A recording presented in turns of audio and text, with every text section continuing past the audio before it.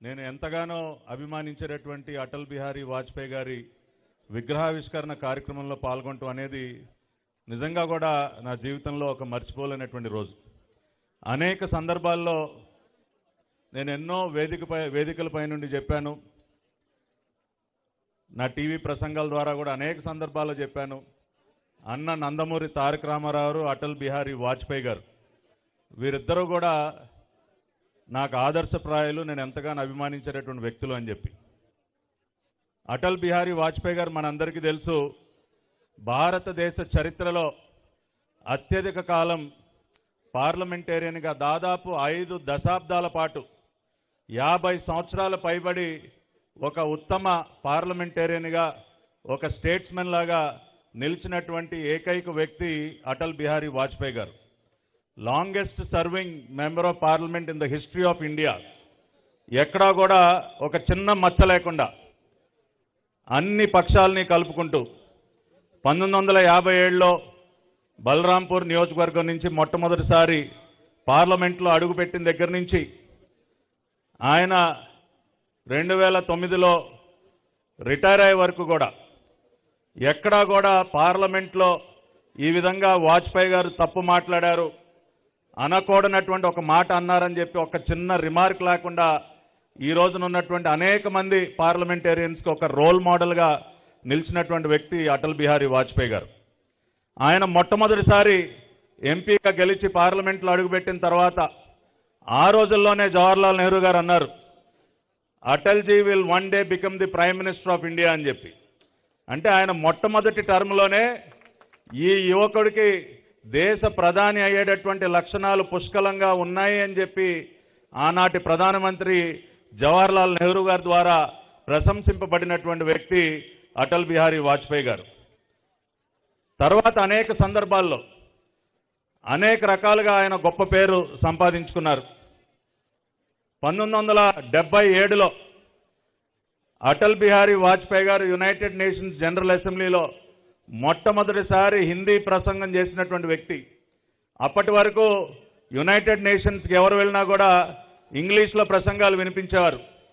కానీ దేశ విదేశీ వ్యవహారాల శాఖ మంత్రిగా ఆ రోజున జనతా గవర్నమెంట్లో మొట్టమొదటిసారి హిందీలో అనర్గళంగా ఆయన ఉపన్యసించి యునైటెడ్ నేషన్స్లో గొప్ప పేరు సంపాదించుకున్నారు. ఆ తర్వాత కూడా అధికారంలో లేకపోయినప్పటికీ, ప్రతిపక్షంలో ఉన్నప్పటికీ అధికార పక్షాల నుండి ఎన్నో గౌరవాలు అందుకున్నారు.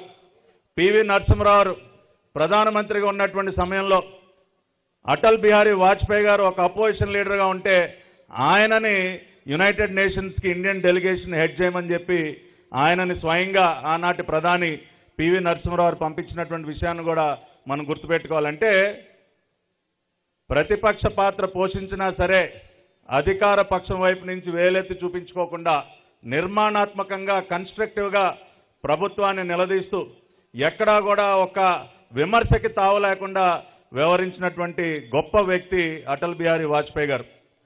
మా పార్టీ నాయకులు నారా చంద్రబాబు నాయుడు గారికి కూడా ఎంతో అభిమానం వాజ్పేయి గారు అంటే. అనేక సందర్భాల్లో మా అందరికీ చెప్తూ ఉంటారు, ఆనాడు ఎన్డీఏ కన్వీనర్గా నేను ఉన్న సందర్భంలో నేను ఏ విషయంగా వాజ్పేయి గారి దగ్గరికి వెళ్ళినా సరే ఆయన ఎంతో పేషెంట్గా నాకు సమయం ఇచ్చి నేను చెప్పింది విని అనేక నిర్ణయాలు తీసుకునేవారు.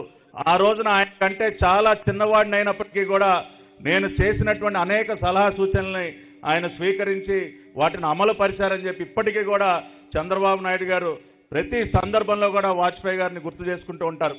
ఆ రోజున ఆయన ప్రారంభించినటువంటి గోల్డెన్ క్వార్టర్లేటరల్ ప్రాజెక్ట్ కానివ్వండి, ఈ రోజున ప్రతి ఒక్కరి చేతిలో సెల్ ఫోన్ పట్టుకుని మనం కొన్ని కోట్ల మంది సెల్ ఫోన్ వాడుతూ ఉన్నామంటే ఆ రోజున చంద్రబాబు నాయుడు గారు, వాజ్పేయి గారు ఎన్డీఏ గవర్నమెంట్లో మన కమ్యూనికేషన్ సెక్టర్ను ఓపెన్ అప్ చేసి ఆ విధంగా ఒక కమ్యూనికేషన్ విప్లవానికి నాంది పలికినటువంటి నాయకులు. అదేవిధంగా దేశ ప్రధానిగా ఎన్నో బలమైనటువంటి నిర్ణయాలు తీసుకుని ఆ రోజున కార్గిల్ యుద్ధ సమయంలో కానివ్వండి, అణుపరీక్షలు నిర్వహించినటువంటి సమయంలో కానివ్వండి, ఎక్కడా కూడా అంతర్జాతీయ ఒత్తిళ్లకి తొలగకుండా భారతదేశం అనేది ఒక శక్తివంతమైనటువంటి దేశం, భద్రత విషయంగా ఎక్కడా కూడా రాజీ పడేటటువంటి ప్రసక్తి లేదు అని చెప్పి ఆ ధైర్యంగా అణుపరీక్షల్ని పూర్తి చేసి భారతదేశం యొక్క సత్తాని చాటినటువంటి వ్యక్తి అటల్ బిహారీ వాజ్పేయి గారు. సమయాభావం వల్ల ఇంకా ఎక్కువగా అనేక మంది మాట్లాడాలి, ఇంకా అనేక విషయాలు మాట్లాడాలని కూడా ఉంది. ఎందుకంటే వాజ్పేయి గారి పట్ల నాకున్నటువంటి ప్రేమ, అభిమానం. కాకపోతే ఎక్కువ సమయం మాట్లాడితే అది భావ్యంగా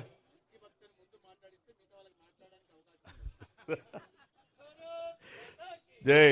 చివరిగా ఒకటి రెండు విషయాలు చెప్పి ముగిస్తాను. ఎందుకంటే ఎంతమంది వ్యక్తులు ఆయన ఎంతగా ప్రేమిస్తారని చెప్పుకోవడానికి ప్రధానమంత్రిగా మన్మోహన్ సింగ్ గారు ఉన్నారు 10 సంవత్సరాలు. డిసెంబర్ 25 వాజ్పేయి గారి జన్మదినం. ప్రతి డిసెంబర్ 25కి ప్రధానమంత్రి మన్మోహన్ సింగ్ గారు వాజ్పేయి గారి ఇంటికి వెళ్ళి ఆయనకు శుభాకాంక్షలు చెప్పి వచ్చేవాళ్ళు. ఆయన ప్రధానమంత్రిగా పదవి బాధ్యతల నుంచి ఆయన తప్పుకున్న తర్వాత కూడా ఆనాటి ప్రధాని వెళ్ళి ఆయన ఇంటికి వెళ్ళి ఆయనకు ఆ మర్యాదని, గౌరవాన్ని ఇచ్చినటువంటి సందర్భాన్ని గుర్తు చేసుకోవాలి. అదేవిధంగా ఏపీజే అబ్దుల్ కలాం గారు డిఆర్డీఓ అధిపతిగా అణుపరీక్షలు నిర్వహించినప్పుడు వాజ్పేయి గారి పక్కన ఆయన చూస్తాం, జార్జ్ ఫెర్నాండిస్ గారిని, అబ్దుల్ కలాం గారిని. అదే వ్యక్తిని 2002లో దేశ రాష్ట్రపతిగా, ఆ రోజున చంద్రబాబు నాయుడు గారి సూచన మేరకు ఆ రోజున దేశ రాష్ట్రపతిగా ఆ రోజున ఎన్నిక కాబట్టంలో వాజ్పేయి గారు చూపించినటువంటి చొరవ. అంటే తన కింద ఒక డిఆర్డీఓ డైరెక్టర్గా పనిచేసినటువంటి వ్యక్తిని ఒక ప్రెసిడెంట్ ఆఫ్ ఇండియాగా, దేశ రాష్ట్రపతిగా కూర్చోబెట్టడం అన్నది కూడా నిజంగా వాజ్పేయి గారిలో ఉన్నటువంటి ఆ విశాల హృదయం కానివ్వండి, ఆయన ఒక స్టేట్స్మెన్షిప్ కానీ నిదర్శనం. కాబట్టి అటువంటి గొప్ప వ్యక్తిని స్మరించుకునేటటువంటి అవకాశాన్ని నాకు కల్పించినందుకు బీజేపీ రాష్ట్ర అధ్యక్షులు మాధవ్ గారికి, అదేవిధంగా సత్యకుమార్ యాదవ్ గారికి, ఇంకా వేదిక మీద ఉన్నటువంటి మా కేశవన్న గారికి, ఇతర పెద్దలందరికీ కూడా హృదయపూర్వకంగా నమస్కారాలు తెలియజేసుకుంటూ జోహార్ అటల్ బిహారీ వాజ్పేయి జీ, జోహార్ అటల్ బిహారీ వాజ్పేయి జీ, జై హింద్. ధన్యవాదాలన్నా. ఇప్పుడు ఉమ్మడి జిల్లా జనసేన అధ్యక్షులు హుడా చైర్మన్ టిసి వరుణ్ గారిని మాట్లాడవలసిందిగా కోరుచున్నాం.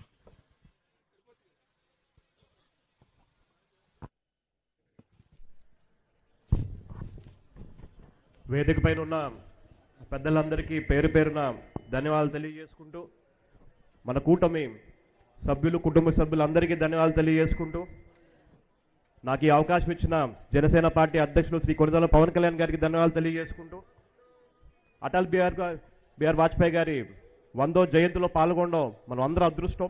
అదేవిధంగా మన దేశానికి ఎంతో నిష్ఠగా సేవ చేసిన వ్యక్తి అటల్ బిహారీ వాజ్పేయి గారు. అదేవిధంగా న్యూక్లియర్ టెస్ట్ అయితే కానీ, మన పోఖ్రాన్లో న్యూక్లియర్ టెస్ట్లో అయితే కానీ భారతదేశాన్ని ప్రపంచంలోనే చాటిని చూపించిన వ్యక్తి మన వాజ్పేయి గారు. అదేవిధంగా రోడ్ల వ్యవస్థని మన భారతదేశంలో ముందుండి తీసుకెళ్లిన వ్యక్తి మన వాజ్పేయి గారు. శాంతియుతం అన్న సిద్ధాంతాన్ని నమ్మి ఆ సిద్ధాంతంతో ముందుకెళ్లి మంచితనాన్ని చాటుకున్న వ్యక్తి మన వాజ్పేయి గారు. అటువంటి వ్యక్తికి ఈరోజు మనం అందరం కూడా ఆయన సిద్ధాంతాలు, ఆయన మంచితనము, ఆయన వ్యక్తిగత జీవితాన్ని కూడా మనం అందరం కూడా పాటించి ఖచ్చితంగా ముందుకెళ్లాలని చెప్పి తెలియజేసుకుంటూ, నాకు ఈ అవకాశం ఇచ్చిన పెద్దలందరికీ ధన్యవాదాలు తెలియజేసుకుంటున్నాను. ఇప్పుడు మన కళ్యాణ్ దుర్గం ఎమ్మెల్యే పెద్దలు అమిలినేని సురేంద్ర గారు మాట్లాడవలసిందిగా కోరుచున్నాం.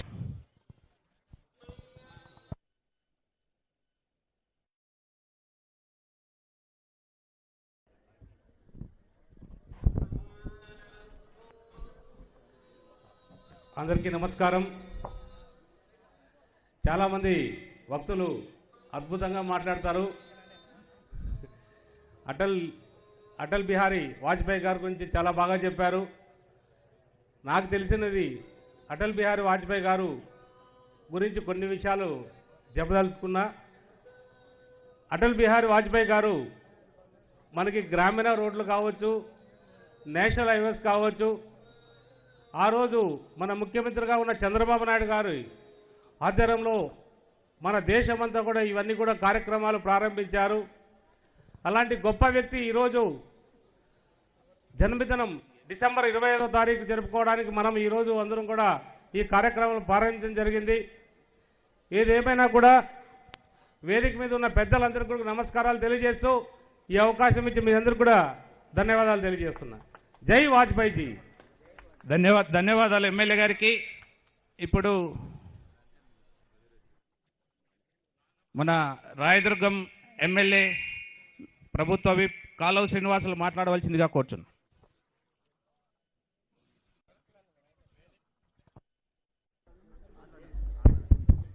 వేదిక మీద ఉన్న పెద్దలందరికీ పేరు పేరున నమస్కారాలు తెలియజేసుకుంటూ, అటల్ బిహారీ వాజ్పేయి గారి శత జయంతి ఉత్సవాల్లో భాగంగా అనంతపురంలో ఇంత పెద్ద సభను జరుపుతారని నేను ఊహించలా. నిజంగా భారతీయ జనతా పార్టీ రాష్ట్ర నాయకత్వానికి, జిల్లా నాయకత్వానికి సహకరించిన తెలుగుదేశం, జనసేన కూటమి నాయకులందరికీ పేరు పేరున హృదయపూర్వకంగా ధన్యవాదాలు తెలియజేసుకుంటా ఉన్నాం. ఎందుకంటే 35 ఏళ్ల వయసులో చంద్రబాబు నాయుడు గారి ఆశీస్సులతో పార్లమెంటు సభ్యుడిగా ఎంపికైన నేను వాజ్పేయి గారి నాయకత్వంలో 5 సంవత్సరాలు పనిచేసే ఒక మహద్భాగ్యం నాకు కలిగింది. బహుశా వేదిక మీద ఉన్న సత్యకుమార్ యాదవ్ గారు, నేనే వాజ్పేయి గారిని ఎక్కువగా కలిసి ఉంటాం ఢిల్లీలో. అంత గొప్ప నాయకుడికి దగ్గరగా ఉండడం, ఆయన మాటలు వినడం, ఆయనతో కలిసి అనేక సమావేశాల్లో పాల్గొనడం అనేది నేను చేసిన అదృష్టంగా భావిస్తూ ఉంటాం. ఎందుకంటే దేశ మౌలిక రంగాల రూపురేఖలను మార్చడానికి బలమైన పునాది ఎప్పుడు పడిందంటే 99-2004 మధ్యలోనే పడింది. స్వర్ణ చతుర్భుజి కానీ, అట్లాగే రవాణా కమ్యూనికేషన్ల రంగంలోనే కాదు, నదుల అనుసంధానానికి కూడా ఆయన గొప్ప కార్యక్రమాలకు ఆలోచనలు చేశారు. దేశం గర్వించదగ్గ భరతమాత ముద్దుబిడ్డ వాజ్పేయి గారు. అందుకనే ఆయన్ను భారత రత్నంగా మనం పిలుచుకుంటా ఉన్నాం. అలాంటి గొప్ప నాయకుడిని ఆయన శత జయంతి సందర్భంగా స్మరించుకొని ఆయన చేసిన కార్యక్రమాలు, ఆయన వ్యక్తిత్వం, ఆయన మేధస్సు, వీటన్నిటినీ కూడా విస్తృతంగా ప్రచారం చేయడానికి భారతీయ జనతా పార్టీ నాయకత్వం ధర్మవరంలో ప్రారంభమైన ఈ యాత్ర అమరావతి దాకా, అంటే వాజ్పేయి గారి జన్మదినం దాకా కొనసాగిస్తూ ప్రతి జిల్లా కేంద్రంలోనూ వాజ్పేయి గారి విగ్రహాలను ఆవిష్కరింపజేసుకోవడం అనేది ఒక గొప్ప పవిత్రమైన కార్యక్రమం. కాబట్టి వాళ్ళందరికీ మనస్ఫూర్తిగా అభినందనలు, కృతజ్ఞతలు తెలియజేసుకుంటూ, వాజ్పేయి గారు చూపిన మార్గదర్శనం, ఎందుకంటే ప్రతిపక్షాలు ప్రశంసించే గొప్ప నాయకుడు ఎవరైనా ఉన్నారంటే ఆయనే ఏబీ వాజ్పేయి గారు. చాలామంది నాయకుల పట్ల రకరకాల భిన్నాభిప్రాయాలు ఉంటారు, కానీ ఆయన వ్యక్తిత్వం కానీ, ఆయన మేధస్సు కానీ, భారతదేశ సార్వభౌమాధికారాన్ని ప్రపంచ వేదికల మీద చాటి చెప్పే విషయంలో కానీ ఏకాభిప్రాయం, అన్ని పార్టీలు ఒకే అభిప్రాయం వ్యక్తం చేసే నాయకుడు అటల్ బిహారీ వాజ్పేయి గారు. అట్లాంటి గొప్ప నాయకుడిని స్మరించుకోవడం మనందరి ధర్మం. చంద్రబాబు నాయుడు గారి నాయకత్వంలో ఆ రోజు మరి కూటమి ప్రభుత్వం అనేక సంస్కరణలు చేపట్టింది. చంద్రబాబు నాయుడు గారంటే వాజ్పేయి గారికి చాలా ఇష్టం. ఈ రోజు కూడా డబుల్ ఇంజన్ సర్కార్, ప్రధాని నరేంద్ర మోడీ గారి ఆశీస్సులతో ఈ రాష్ట్రంలో చంద్రబాబు నాయుడు గారి నాయకత్వంలో, పవన్ కళ్యాణ్ గారి సహకారంతో, మా యువ నాయకుడు నారా లోకేష్ బాబు గారి మేధస్సు, సాంకేతిక విజ్ఞానంతో అద్భుతమైన ఫలితాల సాధన దిశగా ఈ పరిపాలన సాగుతూ ఉంది. దానికి కేంద్ర ప్రభుత్వానికి ఆంధ్రప్రదేశ్ రాష్ట్ర ప్రజల పక్షాన ప్రత్యేకంగా కృతజ్ఞతలు తెలియజేసుకుంటూ మీ అందరి దగ్గర కూడా సెలవు తీసుకుంటున్నా. అందరికీ నమస్కారం. ధన్యవాదాలన్నా. చక్కగా ఆయనతో కలిసి పనిచేసిన విషయాలు ప్రజలందరికీ తెలియజేయడం చాలా సంతోషకరం. ఇప్పుడు స్టేట్ సెక్రటరీ బీజేపీ రాయలసీమ ఈ program zonal incharge Sandireddy Srinivasulu గారు మాట్లాడవలసిందిగా కోరుచున్నాం.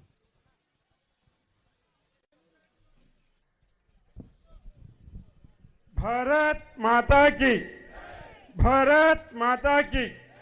నరేంద్ర మోడీ గారి నాయకత్వం, నరేంద్ర మోడీ గారి నాయకత్వం, నారా చంద్రబాబు నాయుడు గారి నాయకత్వం, నారా చంద్రబాబు నాయుడు గారి నాయకత్వం, పవన్ కళ్యాణ్ గారి నాయకత్వం, ముఖ్య అతిథి రాష్ట్ర అధ్యక్షులకు పివిఎన్ మాధవ్ గారికి, వేదిక మీద అన్న పెద్దలందరికీ పేరు పేరున నమస్కారాలు తెలియజేస్తూ, ముఖ్యంగా ఈ సమావేశానికి విచ్చేసిన జిల్లా నలుమూల నుంచి వచ్చిన వాజ్పేయి గారి అభిమానులకు అందరికీ పేరు పేరున నమస్కారాలు తెలియజేస్తున్నాను. మిత్రులారా, మనందరికీ తెలుసు, భారతదేశంలో విలువలతో కూడుకున్న రాజకీయాలకి నిలువెత్తు సాక్ష్యం ఎవరంటే అటల్ బిహారీ వాజ్పేయి గారు. మన ప్రజాస్వామ్య వ్యవస్థలో ఒక్క సీటుతో ప్రధానమంత్రి పదవిని తృణప్రాయంలో త్యజించిన గొప్ప నాయకుడు ఆయన. ఆ సందేశాన్ని మొత్తం ప్రజాస్వామ్యవాదులందరూ ఆ రోజు అభినందించారు, అదేవిధంగా స్వాగతించారు. కాబట్టి ఆ రోజు అవకాశం ఉండింది, అయినా కూడా సాంకేతిక విషయాలతో పోకోకుండా ఆయన ఆ పదవిని వదిలేశాడు.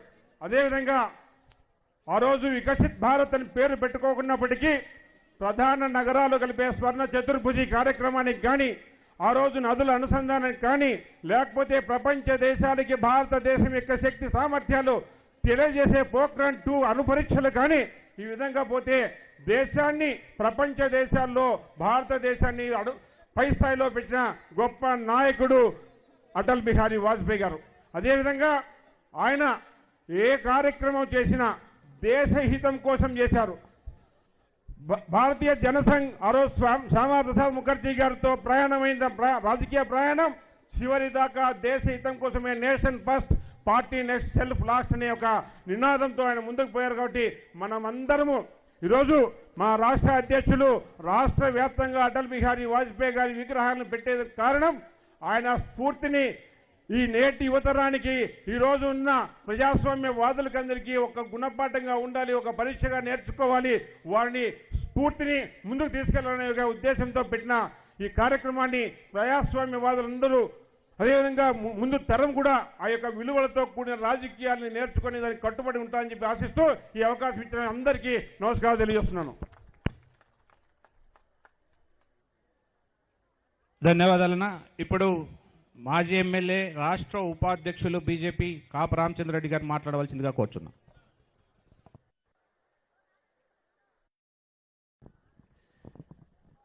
భారత్ మాతాకి, భారత్ మాతాకి. రాష్ట్ర అధ్యక్షులు పివిఎన్ మాధవ్ గారు, మంత్రివర్యులు శ్రీ పయ్యావుల కేశవ్ గారు, శ్రీ సత్యకుమార్ యాదవ్ గారు మరియు వేదికపై ఉన్నటువంటి కూటమి మహానుభావులందరికీ కూడా నమస్కరిస్తూ, ఇక్కడ వచ్చిన మీ అందరికీ కూడా నమస్కరిస్తూ 2 మాటలు చెప్తున్నాను. 100కో కోటికో ఒక్కరు ఎప్పుడో ఎక్కడో పుడతారు.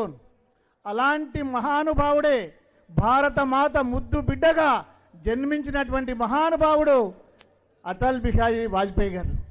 రాష్ట్రీయ స్వయం సేవక సంఘ్లో చేరి స్వయం సేవక్గా ఉంటూ, విస్తారక్గా ఉంటూ, జనసంఘ్ ద్వారా ప్రస్తుత భారతీయ జనతా పార్టీ ద్వారా ఈ మన భారతదేశానికి ప్రధానమంత్రిగా ఉండి ఎవ్వరూ మర్చిపోలేటటువంటి సుపరిపాలనను అందించినటువంటి గొప్ప వ్యక్తి అటల్ బిహారీ వాజ్పేయి గారు. 3% మందికి మాత్రమే అందుబాటులో ఉన్న కమ్యూనికేషన్ వ్యవస్థను 70% మందికి అందుబాటులో తెచ్చిన ఘనత అటల్ బిహారీ వాజ్పేయి గారిది. పోఖ్రాన్ పరీక్షలు కానివ్వండి, కార్గిల్ యుద్ధం కానివ్వండి, అదేవిధంగా స్వర్ణ చతుర్భుజి కానివ్వండి, ఏ విషయం తీసుకున్నా కూడా ఈ దేశం పైన ఆయన ఎంత ప్రేమతో, ముందు జాగ్రత్తతో ఈ దేశాన్ని నడిపించడం జరిగింది. ఆ మాటలోనే ఈరోజు అందరూ కూడా నడుస్తూ ఉన్నాం. విలువలు ఆధారిత రాజకీయాలలో మెరుపు తార అటల్ బిహారీ వాజ్పేయి గారు. ఆయన ఈరోజు మనం అందరూ గుర్తుపెట్టుకోవాలి, ఆయన చూపించిన మార్గంలోనే మనమందరం ముందుకు పోవాలని చెప్పేసి. నిజంగా అటల్ బిహారీ వాజ్పేయి గారి విగ్రహాన్ని రాష్ట్ర వ్యాప్తంగా ప్రతి జిల్లాలో పెట్టాలనే ఆలోచన రావడమే చాలా గొప్ప విషయం. అలాంటిది పివిఎన్ మాధవ్ గారికి అటల్ బిహారీ వాజ్పేయి గారి విగ్రహ ఆవిష్కరణ రాష్ట్ర వ్యాప్తంగా చేయాలనే ఆలోచన రావడం చాలా గొప్ప విషయం. మిమ్మల్ని నిజంగా మేమందరూ కూడా నిండు హృదయంతో అభినందిస్తూ ఉన్నాం. రాబోయే రోజులలో ప్రతి నియోజకవర్గంలో కూడా అటల్ బిహారీ వాజ్పేయి గారి యొక్క విగ్రహ ఆవిష్కరణ జరగాలి. అయినంత తొందరలోనే రాయదుర్గం నియోజకవర్గంలో కూడా అటల్ బిహారీ వాజ్పేయి గారి విగ్రహ స్థాపన చేస్తామని చెప్తూ, మనమందరం కూడా భారతదేశంలోనే కాదు ప్రపంచంలోనే అత్యంత పెద్ద పార్టీ, అత్యంత బలమైన పార్టీ భారతీయ జనతా పార్టీ. అలాంటి అవకాశం కల్పించిన అటల్ బిహారీ వాజ్పేయి గారికి, నరేంద్ర మోదీ గారికి, ఇతర పెద్దలకి ధన్యవాదాలు తెలుపుతూ ఈ అవకాశం ఇచ్చిన మీ అందరికీ పేరు పేరున హృదయపూర్వక ధన్యవాదాలు తెలియజేస్తా ఉన్నాను. భారత్ మాతాకి. ఇప్పుడు స్థానిక శాసనసభ్యులు, అనంతపూర్ శాసనసభ్యులు యువకుడు దగ్గుపాటి వెంకటేష్ ప్రసాద్ గారు మాట్లాడవలసిందిగా కోరుచున్నాం.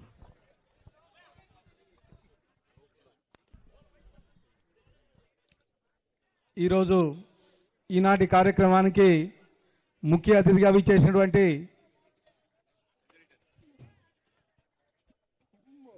మా పివిఎన్ మాధవ్ గారికి, అలాగే మన మంత్రివర్యులు పయ్యావుల కేశవ్ గారికి, కాళ శ్రీనివాసన్న గారికి, ఎంపీ అంబికా లక్ష్మీనారాయణ గారికి, సహచార శాసనసభ్యులకు, ఎన్డీఏ కూటమి నాయకులకు అందరికీ పేరు పేరున నమస్కారాలు తెలియజేస్తూ, ఈరోజు నిజంగా అనంతపురం అదృష్టం చేసింది. చాలా గొప్ప నాయకుడు విగ్రహాన్ని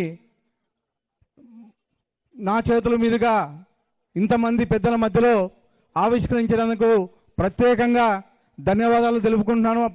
బీజేపీ నాయకులకు, ఎన్డీఏ కూటమి నాయకులకు అందరికీ పేరు పేరున నమస్కారాలు తెలియజేస్తూ ఈ అవకాశం ఇచ్చిన అందరికీ ధన్యవాదాలు తెలుపుకుంటున్నాను.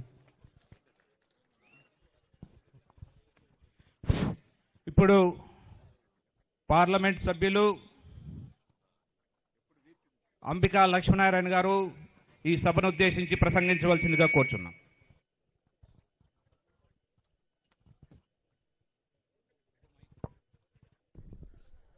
సభాధ్యక్షులు బీజేపీ జిల్లా అధ్యక్షుడు కొనకొండ రాజేష్ గారికి, ఈ కార్యక్రమానికి ముఖ్య అతిథిగా విచ్చేసినటువంటి ఆర్థిక శాఖ మంత్రులు పయ్యావుల కేశవ్ గారికి, బీజేపీ రాష్ట్ర అధ్యక్షులు పివిఎన్ మాధవ్ గారికి, సత్యకుమార్ యాదవ్ గారు ఆరోగ్య శాఖ మంత్రి గారికి, స్థానిక శాసనసభ్యులు దగ్గుపాటి వెంకటేశ్వర ప్రసాద్ గారికి, కాలువ శ్రీనివాసులు గారికి, ఎమ్మెల్యే రాయదుర్గం గారికి, గొమ్మనూరు జయరాం గారు గుంతకల్ ఎమ్మెల్యే గారికి, అమిలే సురేంద్రబాబు కళ్యాణదుర్గం ఎమ్మెల్యే గారికి, అదేవిధంగా తెలుగుదేశం పార్టీ జిల్లా అధ్యక్షులు వెంకటశివ యాదవ్ గారికి, జనసేన జిల్లా అధ్యక్షులు వరుణ్ గారికి, ఈ కార్యక్రమంలో భాగస్వామైనటువంటి సోదర సోదరులందరూ కూడా పేరు పేరు హృదయపూర్వక నమస్కారాలు తెలియజేసుకుంటున్నాను. అదేవిధంగా పట్టాభి రామ్ గారికి కూడా నా యొక్క నమస్కారాలు తెలియజేసుకుంటూ, ఈరోజు చాలా గర్వకారణంగా ఉంది. భారతదేశం గర్వించదగినటువంటి ప్రపంచ స్థాయి నాయకుడు, 10 సార్లు లోకసభ్యులుగా ఎన్నికై 2 సార్లు రాజ్యసభ సభ్యుడిగా ఎన్నికైనటువంటి ఒక మహోన్నత వ్యక్తి గురించి ఇక్కడ మాట్లాడే అవకాశం రావటం అయితే నా అదృష్టంగా భావిస్తున్నాను.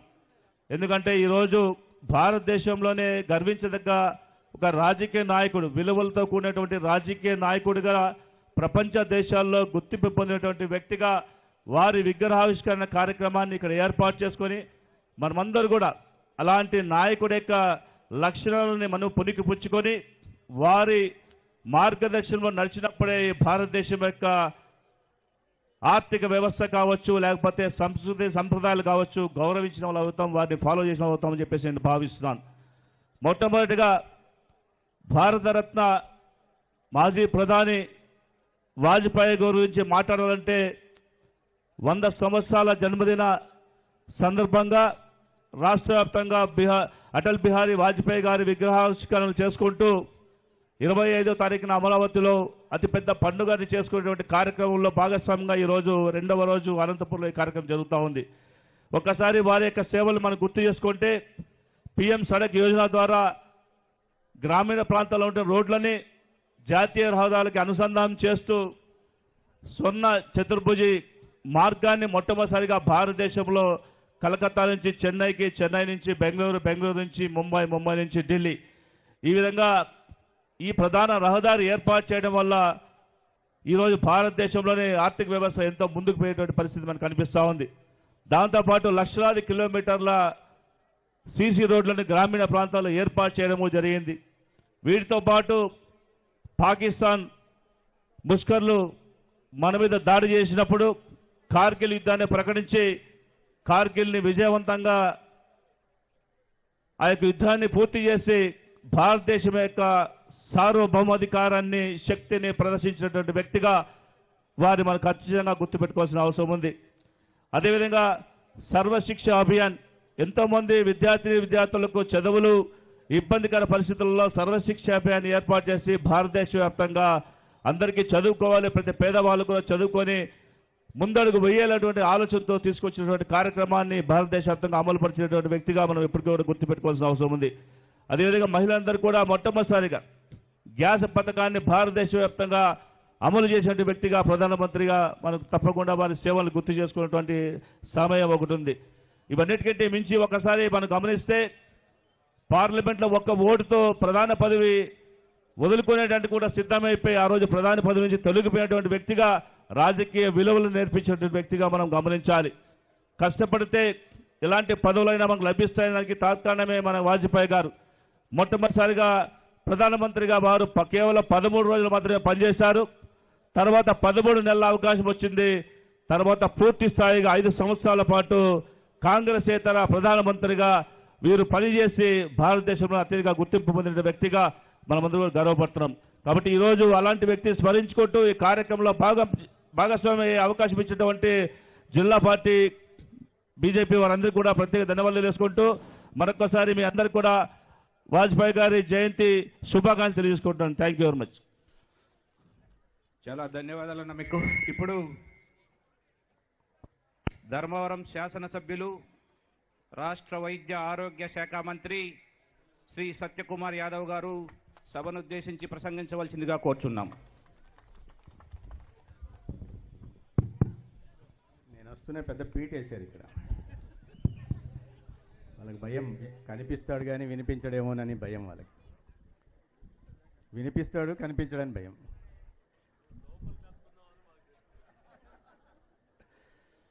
భారత్ మాతాకి. సభాధ్యక్షులు, భారతీయ జనతా పార్టీ జిల్లా అధ్యక్షులు కొనగండ్ల రాజేష్ గారు, ఈనాటి అటల్ మోడీ సుపరిపాలన యాత్ర కార్యక్రమ ముఖ్య అతిథి గౌరవనీయులు ఆర్థిక శాఖ మంత్రులు శ్రీ పయ్యావుల కేశవ్ గారు, బీజేపీ రాష్ట్ర అధ్యక్షులు సోదరులు శ్రీ పివిఎన్ మాధవ్ గారు, గౌరవ పార్లమెంట్ సభ్యులు అంబికా లక్ష్మీనారాయణ గారు, గౌరవ శాసనసభ్యులు మాజీ మంత్రివర్యులు కాలువ శ్రీనివాసులు గారు, జయరాం గారు, వెంకటేష్ ప్రసాద్ గారు,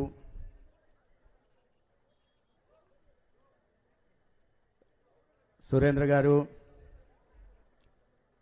పట్టాభి గారు,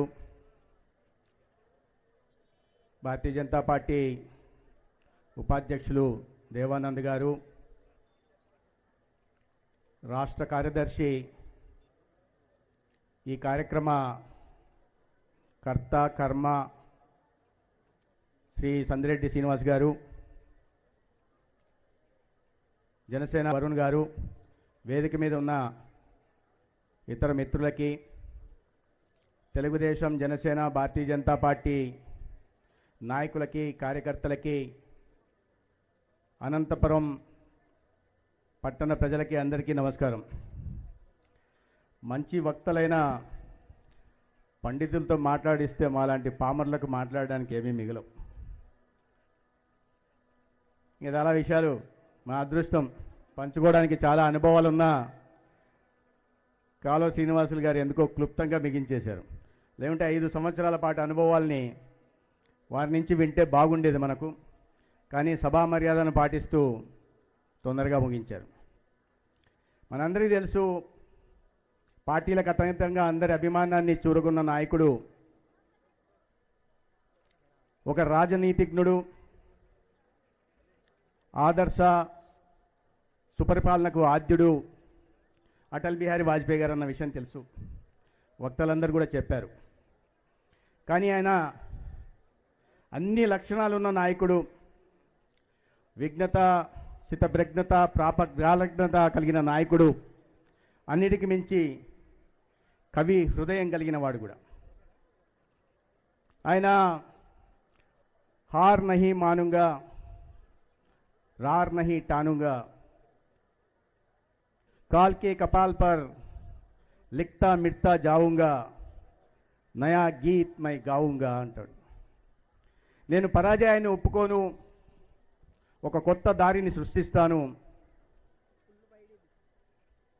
కొత్త దారిని సృష్టిస్తాను, కాలం రాసిన తలరాతని మారుస్తాను, ఒక కొత్త గీతం పాడుతూ ముందుకు సాగుతాను అని చెప్పాడు.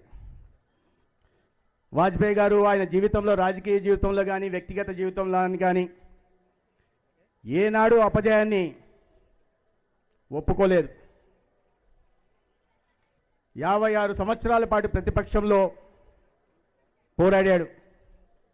బహుశా ఈ దేశంలో వాజ్పేయి గారి లాగా పర్యటన చేసినవాడు కాశ్మీర్ నుంచి కన్యాకుమారి దాకా, అటక్ నుంచి కటక్ దాకా, ఈ రాష్ట్రం కాకుండా ఆ రాష్ట్రం కాకుండా, ఈ గ్రామం కాకుండా గ్రామం కాకుండా తిరగని ప్రదేశం ఉండదు, ఆయన సృష్టించని సమస్య బహుశా ఉండదు. అన్ని సంవత్సరాల పాటు ప్రతిపక్షంలో ఉన్నాడు. అదే సమయంలో 10 సార్లు లోక్సభకి, అంబికా లక్ష్మీనారాయణ గారు 10 సార్లు లోక్సభకి, 2 సార్లు రాజ్యసభకి ఎన్నికైన ఏకైక నాయకుడు కూడా ఈ దేశంలో అటల్ బిహారీ వాజ్పేయి గారే. సుదీర్ఘకాలం పాటు ప్రతిపక్ష నాయకుడిగా ఉంటూ ఒకే సిద్ధాంతాన్ని, ఒకే పార్టీని నమ్ముకొని విలువలతో కూడిన రాజకీయాన్ని నడుపుతూ ఏ సిద్ధాంతం కోసమైతే పోరాడాడో, ఏ సమస్యల పరిష్కారం కోసమైతే పరిశ్రమించాడో దాన్ని ప్రధానమంత్రి అయిన తర్వాత చేసి నిరూపించాడు. నా వ్యక్తిగతంగా నా అదృష్టం ఏంటంటే, నేను 21 సంవత్సరాల వయసులో మొట్టమొదటిసారిగా అటల్ బిహారీ వాజ్పేయి గారిని కలిస్తే, తర్వాత నేను 93లో ఢిల్లీ వెళ్ళాను. 94లో నాకు మహద్భాగ్యం కలిగింది. అదేంటంటే 2 రోజుల పాటు పూర్తిగా వారికి ఒక ప్రముఖ వ్యవస్థ చూడడానికి, ఆయన బాగోగులు చూడడానికి, సమయానికి టీ అందించడానికి, కాఫీ అందించడానికి, భోజనం వ్యవస్థ చూడడానికి, కారు డీజిల్ ఉందా లేదా చూడడానికి అవకాశం కలిగింది. 94 రాష్ట్ర ఎన్నికల సందర్భంగా, అది కూడా ఈ ప్రత్యేకంగా ఈ వేదిక మీద నుంచి ఎందుకు ప్రస్తావించాలంటే, 94 ఎన్నికల సందర్భంగా వారు బెంగళూరుకు వస్తే ఒక కంటెస్ట్ కారుని తీసుకెళ్ళి వారిని రిసీవ్ చేసుకొని స్థానిక నాయకత్వం వచ్చింది, వారు వెంట వెళ్ళే అవకాశం వచ్చింది. 94 డిసెంబర్ మొట్టమొదటిగా హిందూపూర్లో ఒక బహిరంగ సభ జరిగింది. తర్వాత కదిర్లో ఒక బహిరంగ సభ జరిగింది. కదిర్లో ఉన్న నాయకులకి విషయం తెలిసే ఉంటుంది. తర్వాత రాత్రి కదిర్లో ఉండి మరుసటి రోజు ఉదయం తమ్మలపల్లి నియోజకవర్గంలో మొలక చెరువులో బహిరంగ సభ, మధ్యాహ్నం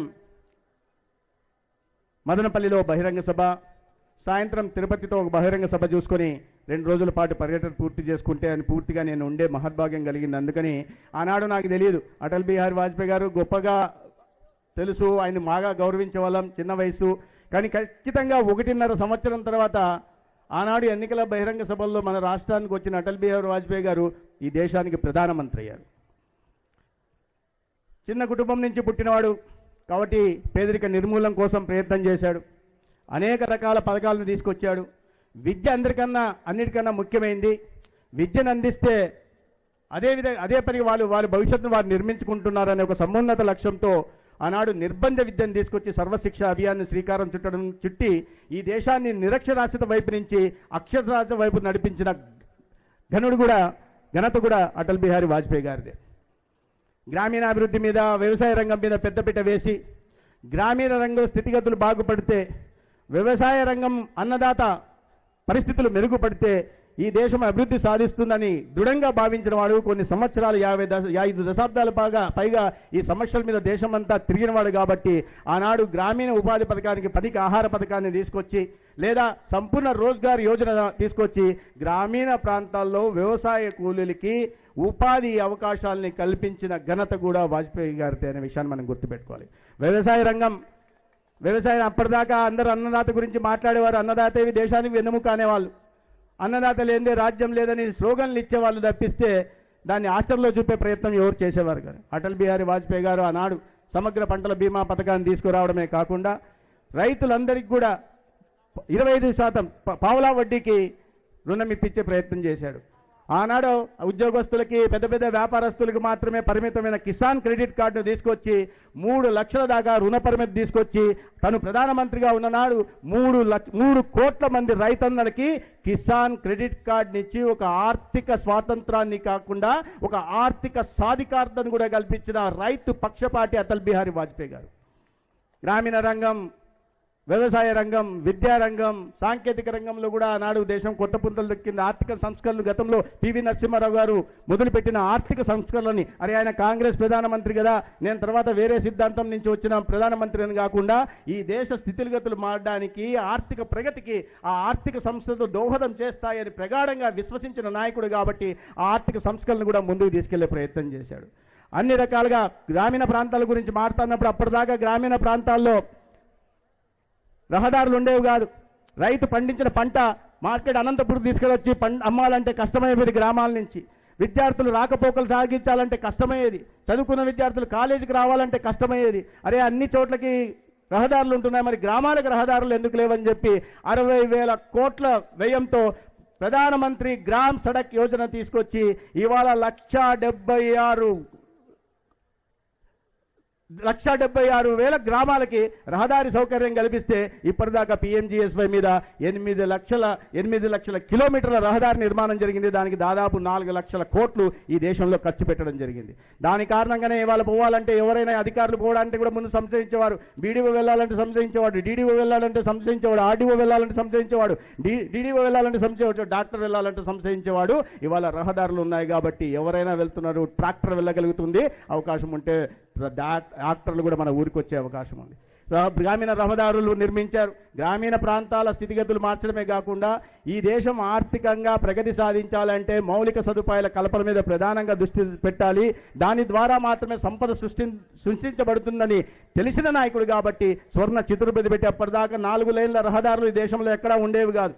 వాటిని ఇవాళ 5,000 కిలోమీటర్ల స్వర్ణ చతుర్భుజిని 58,000 కోట్లతో మొదలు పెడితే అది కాస్త విస్తరించి ఇవాళ 1,26,000 కోట్ల హైవేల నిర్మాణం ఉంది. దాంట్లో భాగంగానే ఇవాళ 65,000 కిలోమీటర్ల హైవేలని ఇప్పుడు ప్రస్తుత ప్రధాని నరేంద్ర మోడీ గారు నిర్మించి ఇంకో 55,000 కిలోమీటర్ల నిర్మాణం కూడా జరుగుతోంది. ఈ దేశంలో 27 ఎక్స్ప్రెస్ హైవేల నిర్మాణం జరుగుతుంటే ఒకటి అమరావతి నుంచి మన ప్రాంతం మీదుగా బెంగళూరు దాకా కూడా ఎక్స్ప్రెస్ హైవే పోతా ఉంది. దాని కారణంగా సంపద సృష్టిస్తుంది. లాజిస్టిక్స్ పెరగడం వల్ల, రహదారి సౌకర్యం కలగడం వల్ల పరిశ్రమలు రావడం మొదలుపెట్టాయి. పరిశ్రమలు రావడం వల్ల పెట్టుబడులు రావడం మొదలుపెట్టాయి. పెట్టుబడులు రావడం వల్ల చదువుకున్న యువతకు ఉపాధి అవకాశాలు కలగడం పట్టాయి. దాని కారణంగానే ఇవాళ ఆ సంపద సృష్టించబడుతుంది. ప్రజల జీవన ప్రమాణాలు పెరుగుతున్నాయి. పేదల తలసరి ఆదాయం పెరుగుతుంది. వీటన్నిటికి కూడా ఆద్యుడు అటల్ బిహారీ వాజ్పేయి గారే. ఆయన అందరూ అజాత శత్రువు అటల్ బిహారీ వాజ్పేయి అంటూనే అజాత శత్రువు అంటారు. ఎవరితో పాపం విరోధం పెట్టుకోడు, అందరితో బాగా ఉంటాడు. కానీ సిద్ధాంతం విషయంలో మాత్రం ఎన్నడూ రాజీ పడను. ఎస్, సిద్ధాంతం విషయంలో ఏనాడు రాజీ పడడు. ఆనాడు మన దేశంలో ఉగ్రవాదానికి ఊతమిచ్చి ప్రేరేపిస్తున్నాం మన పొరుగు దేశం పాకిస్తాన్కి. అరే బాబు, నువ్వు పేదరిక దేశం, నేను పేద దేశం, మనం ఇంకా అభివృద్ధి చెందుతున్న దేశాలుగానే మిగిలిపోయాం. మనం ఎప్పుడు అభివృద్ధి చెందిన దేశాలుగా మారాలి, కాబట్టి నువ్వు ఉగ్రవాదాన్ని ఆపేయని చెప్పి స్నేహస్తం ఇచ్చి లాహోర్ బస్సు యాత్ర చేసి పాకిస్తాన్కి వెళ్ళి స్నేహస్తం చాచాడు. అరే బాగుపడదామని. కానీ ఒక రోగ్ నేషన్గా గుర్తింపబడిన పాకిస్తాన్ ఆ స్నేహస్తాన్ని తీసుకోలేదు.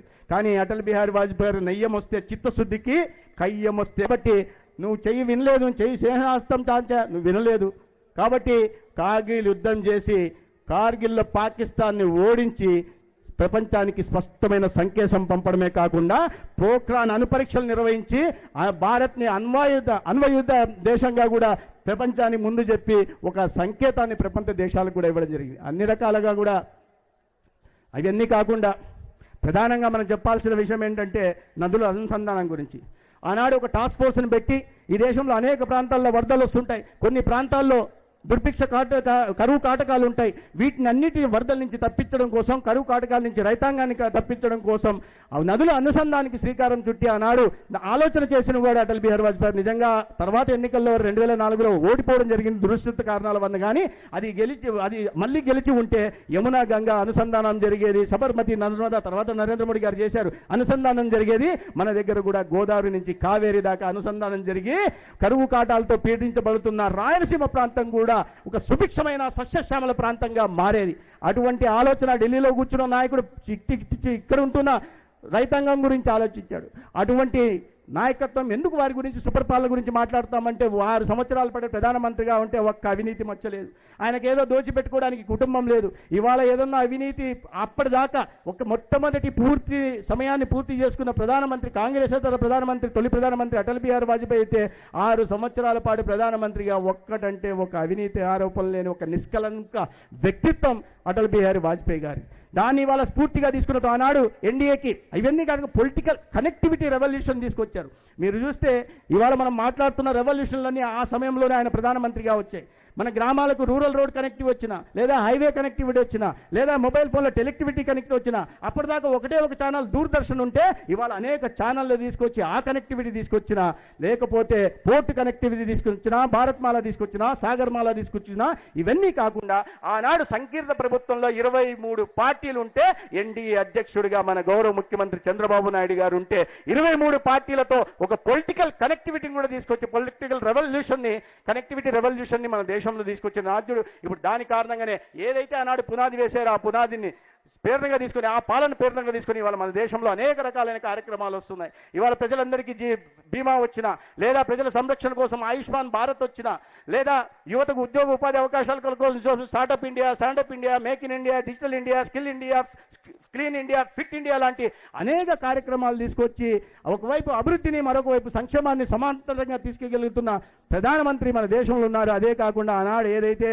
మన సమైక్యతకి, సమగ్రతకి, సార్వభౌమాధికారానికి ఆటంకం వాటిల్లితే స్పష్టమైన సమాధానం ఇస్తామని ఆనాడు వాజ్పేయి గారు ఏదే చాటారో అదే విధంగా యూరిలో సంఘటన జరిగినప్పుడు కానీ, పహల్గాంలో సంఘటనలు జరిగినప్పుడు కానీ, లేదా ఇటీవల సంఘటనలో కానీ ఆనాడు చాలా సర్జికల్ స్ట్రైక్ ద్వారా కానీ, లేదా బ్యాలిస్టిక్ స్ట్రైక్ ద్వారా మొన్న సింధూర్లో ఆపరేషన్ సింధూర్ ద్వారా కూడా మన పొరుగు దేశానికి స్వస్థమైన గట్టి సమాధానం ఇస్తూనే అదే సమయంలో ప్రపంచానికి కూడా ఒక సంకేతాన్ని ఇవ్వడం కారణంగా ఇవాళ భారత్ అంటే ప్రపంచ దేశాలు గుర్తించే దిశగా ఉన్నాయి.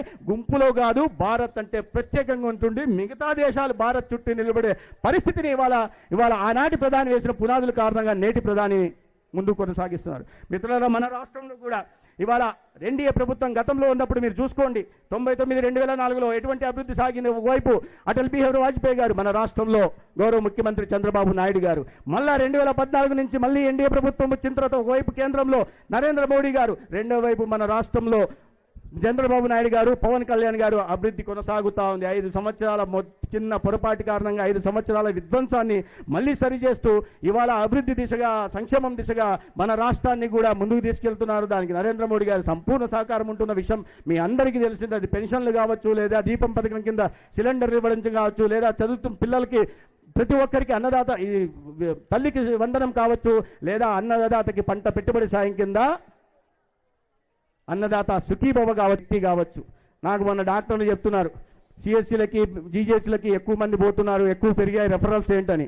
అంటే వాళ్ళు చెప్పారు, ఏం లేదు సార్, ఈ మధ్య ముఖ్యమంత్రి గారు ఒక స్కీమ్ పెట్టారు కదా, ఆ స్కీమ్ పెట్టినప్పటి నుంచి ఇంతకుముందు 30 కిలోమీటర్లు 40 కిలోమీటర్లు పోతే ఛార్జీలు అవుతాయని చెప్పి పోయేవాళ్ళు కాదు, ఇప్పుడు ఫ్రీ కదా, పోయి ఆరోగ్యం జాగ్రత్తగా చూసుకుంటున్నారు సార్ అని చెప్పారు.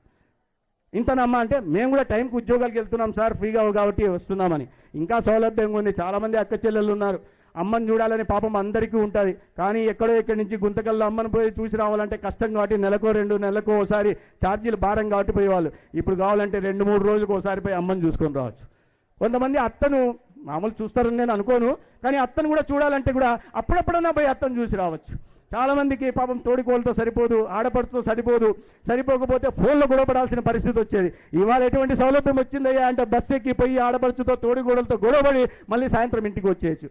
ఇంకా ఏంటంటే మనం పొద్దున మార్నింగ్ మెరుపుకళలు అనంతపురంలో చూసి, మధ్యాహ్నం మేఘ సందేశం పోయి రాయదుర్గంలో చూసి, మళ్ళీ రాత్రి కార్తీక దీపం మళ్ళీ అనంతపూర్కి వచ్చి చూసే సౌలభ్యం కూడా మనకు రాష్ట్రంలో కూడా కలిగింది. నేనేదో నమ్మించడానికి చెప్పట్ల. అటువంటి ఆర్థిక స్వాతంత్రాన్ని మహిళకు కూడా మన ముఖ్యమంత్రి గారు కానీ, మన ఉప ముఖ్యమంత్రి గారు కానీ కల్పించారు. ఇటువంటి ఒక ఫీల్ గుడ్ గవర్నమెంట్ని మళ్ళీ మీరు ఆశీర్వదించాల్సిన అవసరం ఉంది. ఒక సుపరిపాలనకు ఆద్యుడిగా ఒకవైపు అటల్ బిహారీ వాజ్పేయి ఉంటే దాన్ని ముందు కొనసాగిస్తూ మన కీర్తి పతాకాల్ని ప్రపంచవ్యాప్తం, విశ్వవ్యాప్తం చేస్తున్న మహానాయకుడిగా విశ్వనాయకుడిగా నరేంద్ర మోడీ గారు ఉంటే, ఒక అభివృద్ధి ప్రదాతగా ఈ రాష్ట్రంలో చంద్రబాబు నాయుడు గారు ఉన్నారు. ఏదైనా విషయాన్ని నిక్కచ్చిగా చెప్పగలిగి నిక్కచ్చిగా చెప్పగలిగిన, నిజాన్ని నిర్భయంగా చెప్పగలిగిన ఒక పవర్ స్టార్ పవన్ కళ్యాణ్ గారు కూడా రాష్ట్రంలో ఉన్నారు. కాబట్టి ఇటువంటి ప్రభుత్వాన్ని మీరు మళ్ళీ ఆశీర్వదించాలని, సుపరిపాలనను ముందుకు తీసుకెళ్లాలని, ఈ చెదలు పట్టిన వ్యవస్థని, గతంలో ఉంటున్న వాళ్ళని మళ్ళీ దరిదాపుల్లోకి రానికూడదని ఈ సందర్భంగా మీ అందరికీ తెలియజేసుకుంటూ సెలవు తీసుకుంటాను. భారత్ మాతాకి. ఏంటిది? క్యా బాత్ హై అనంతపూర్, ఇంతేనా? భారత్ మాతాకి. ధన్యవాదాలు.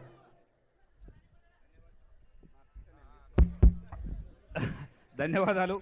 చక్కటి సందేశం ఇచ్చినందుకు మంత్రి సత్యకుమార్ యాదవ్ గారికి ప్రత్యేకమైన అభినందనలు తెలుపుకుంటున్నాం. ఇప్పుడు భారతీయ జనతా పార్టీ రాష్ట్ర అధ్యక్షులు పివిఎన్ మాధవ్ గారు ప్రసంగించవలసిందిగా కోరుచున్నాం.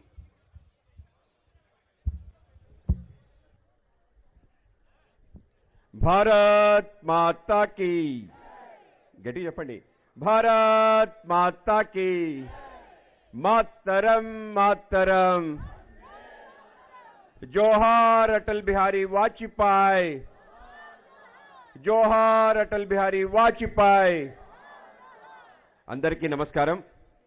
అనంతపురం జిల్లా నుంచి, నలువేల్పల్లి నుంచి విచ్చేసిన అనేక మంది అటల్ బిహారీ వాజ్పేయి గారి అభిమానులందరికీ కూడా, సోదరి సోదరులందరికీ ముందుగా నమస్కారాలు తెలియజేస్తూ, మన కార్యక్రమం అనంతపురంలో మీరు ముఖ్య అతిథిగా రావాలి అంటే ఇవాళ అతి ముఖ్యమైన సమావేశం రాష్ట్రానికి సంబంధించిన ఆర్థిక విషయం పైన విశాఖపట్నంలో ఉంది అని చెప్తే కాదు, ఇది అటల్ బిహారీ వాజ్పేయి గారి కార్యక్రమం అంటే తప్పనిసరిగా దాన్ని పక్కన పెట్టి దాన్ని వాయిదా వేసుకొని ఇవాళ ఈ యొక్క కార్యక్రమానికి ముఖ్య అతిథిగా విచ్చేసిన మన రాష్ట్ర ఆర్థిక శాఖ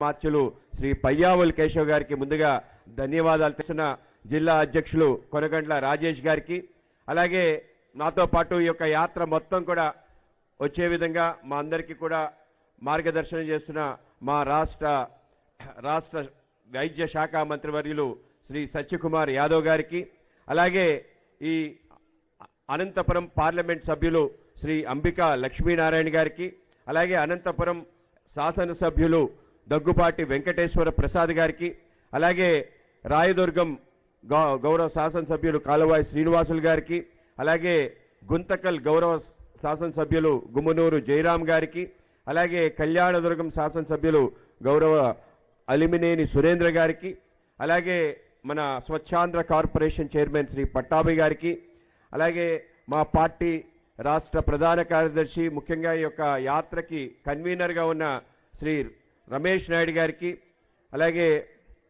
అలాగే మన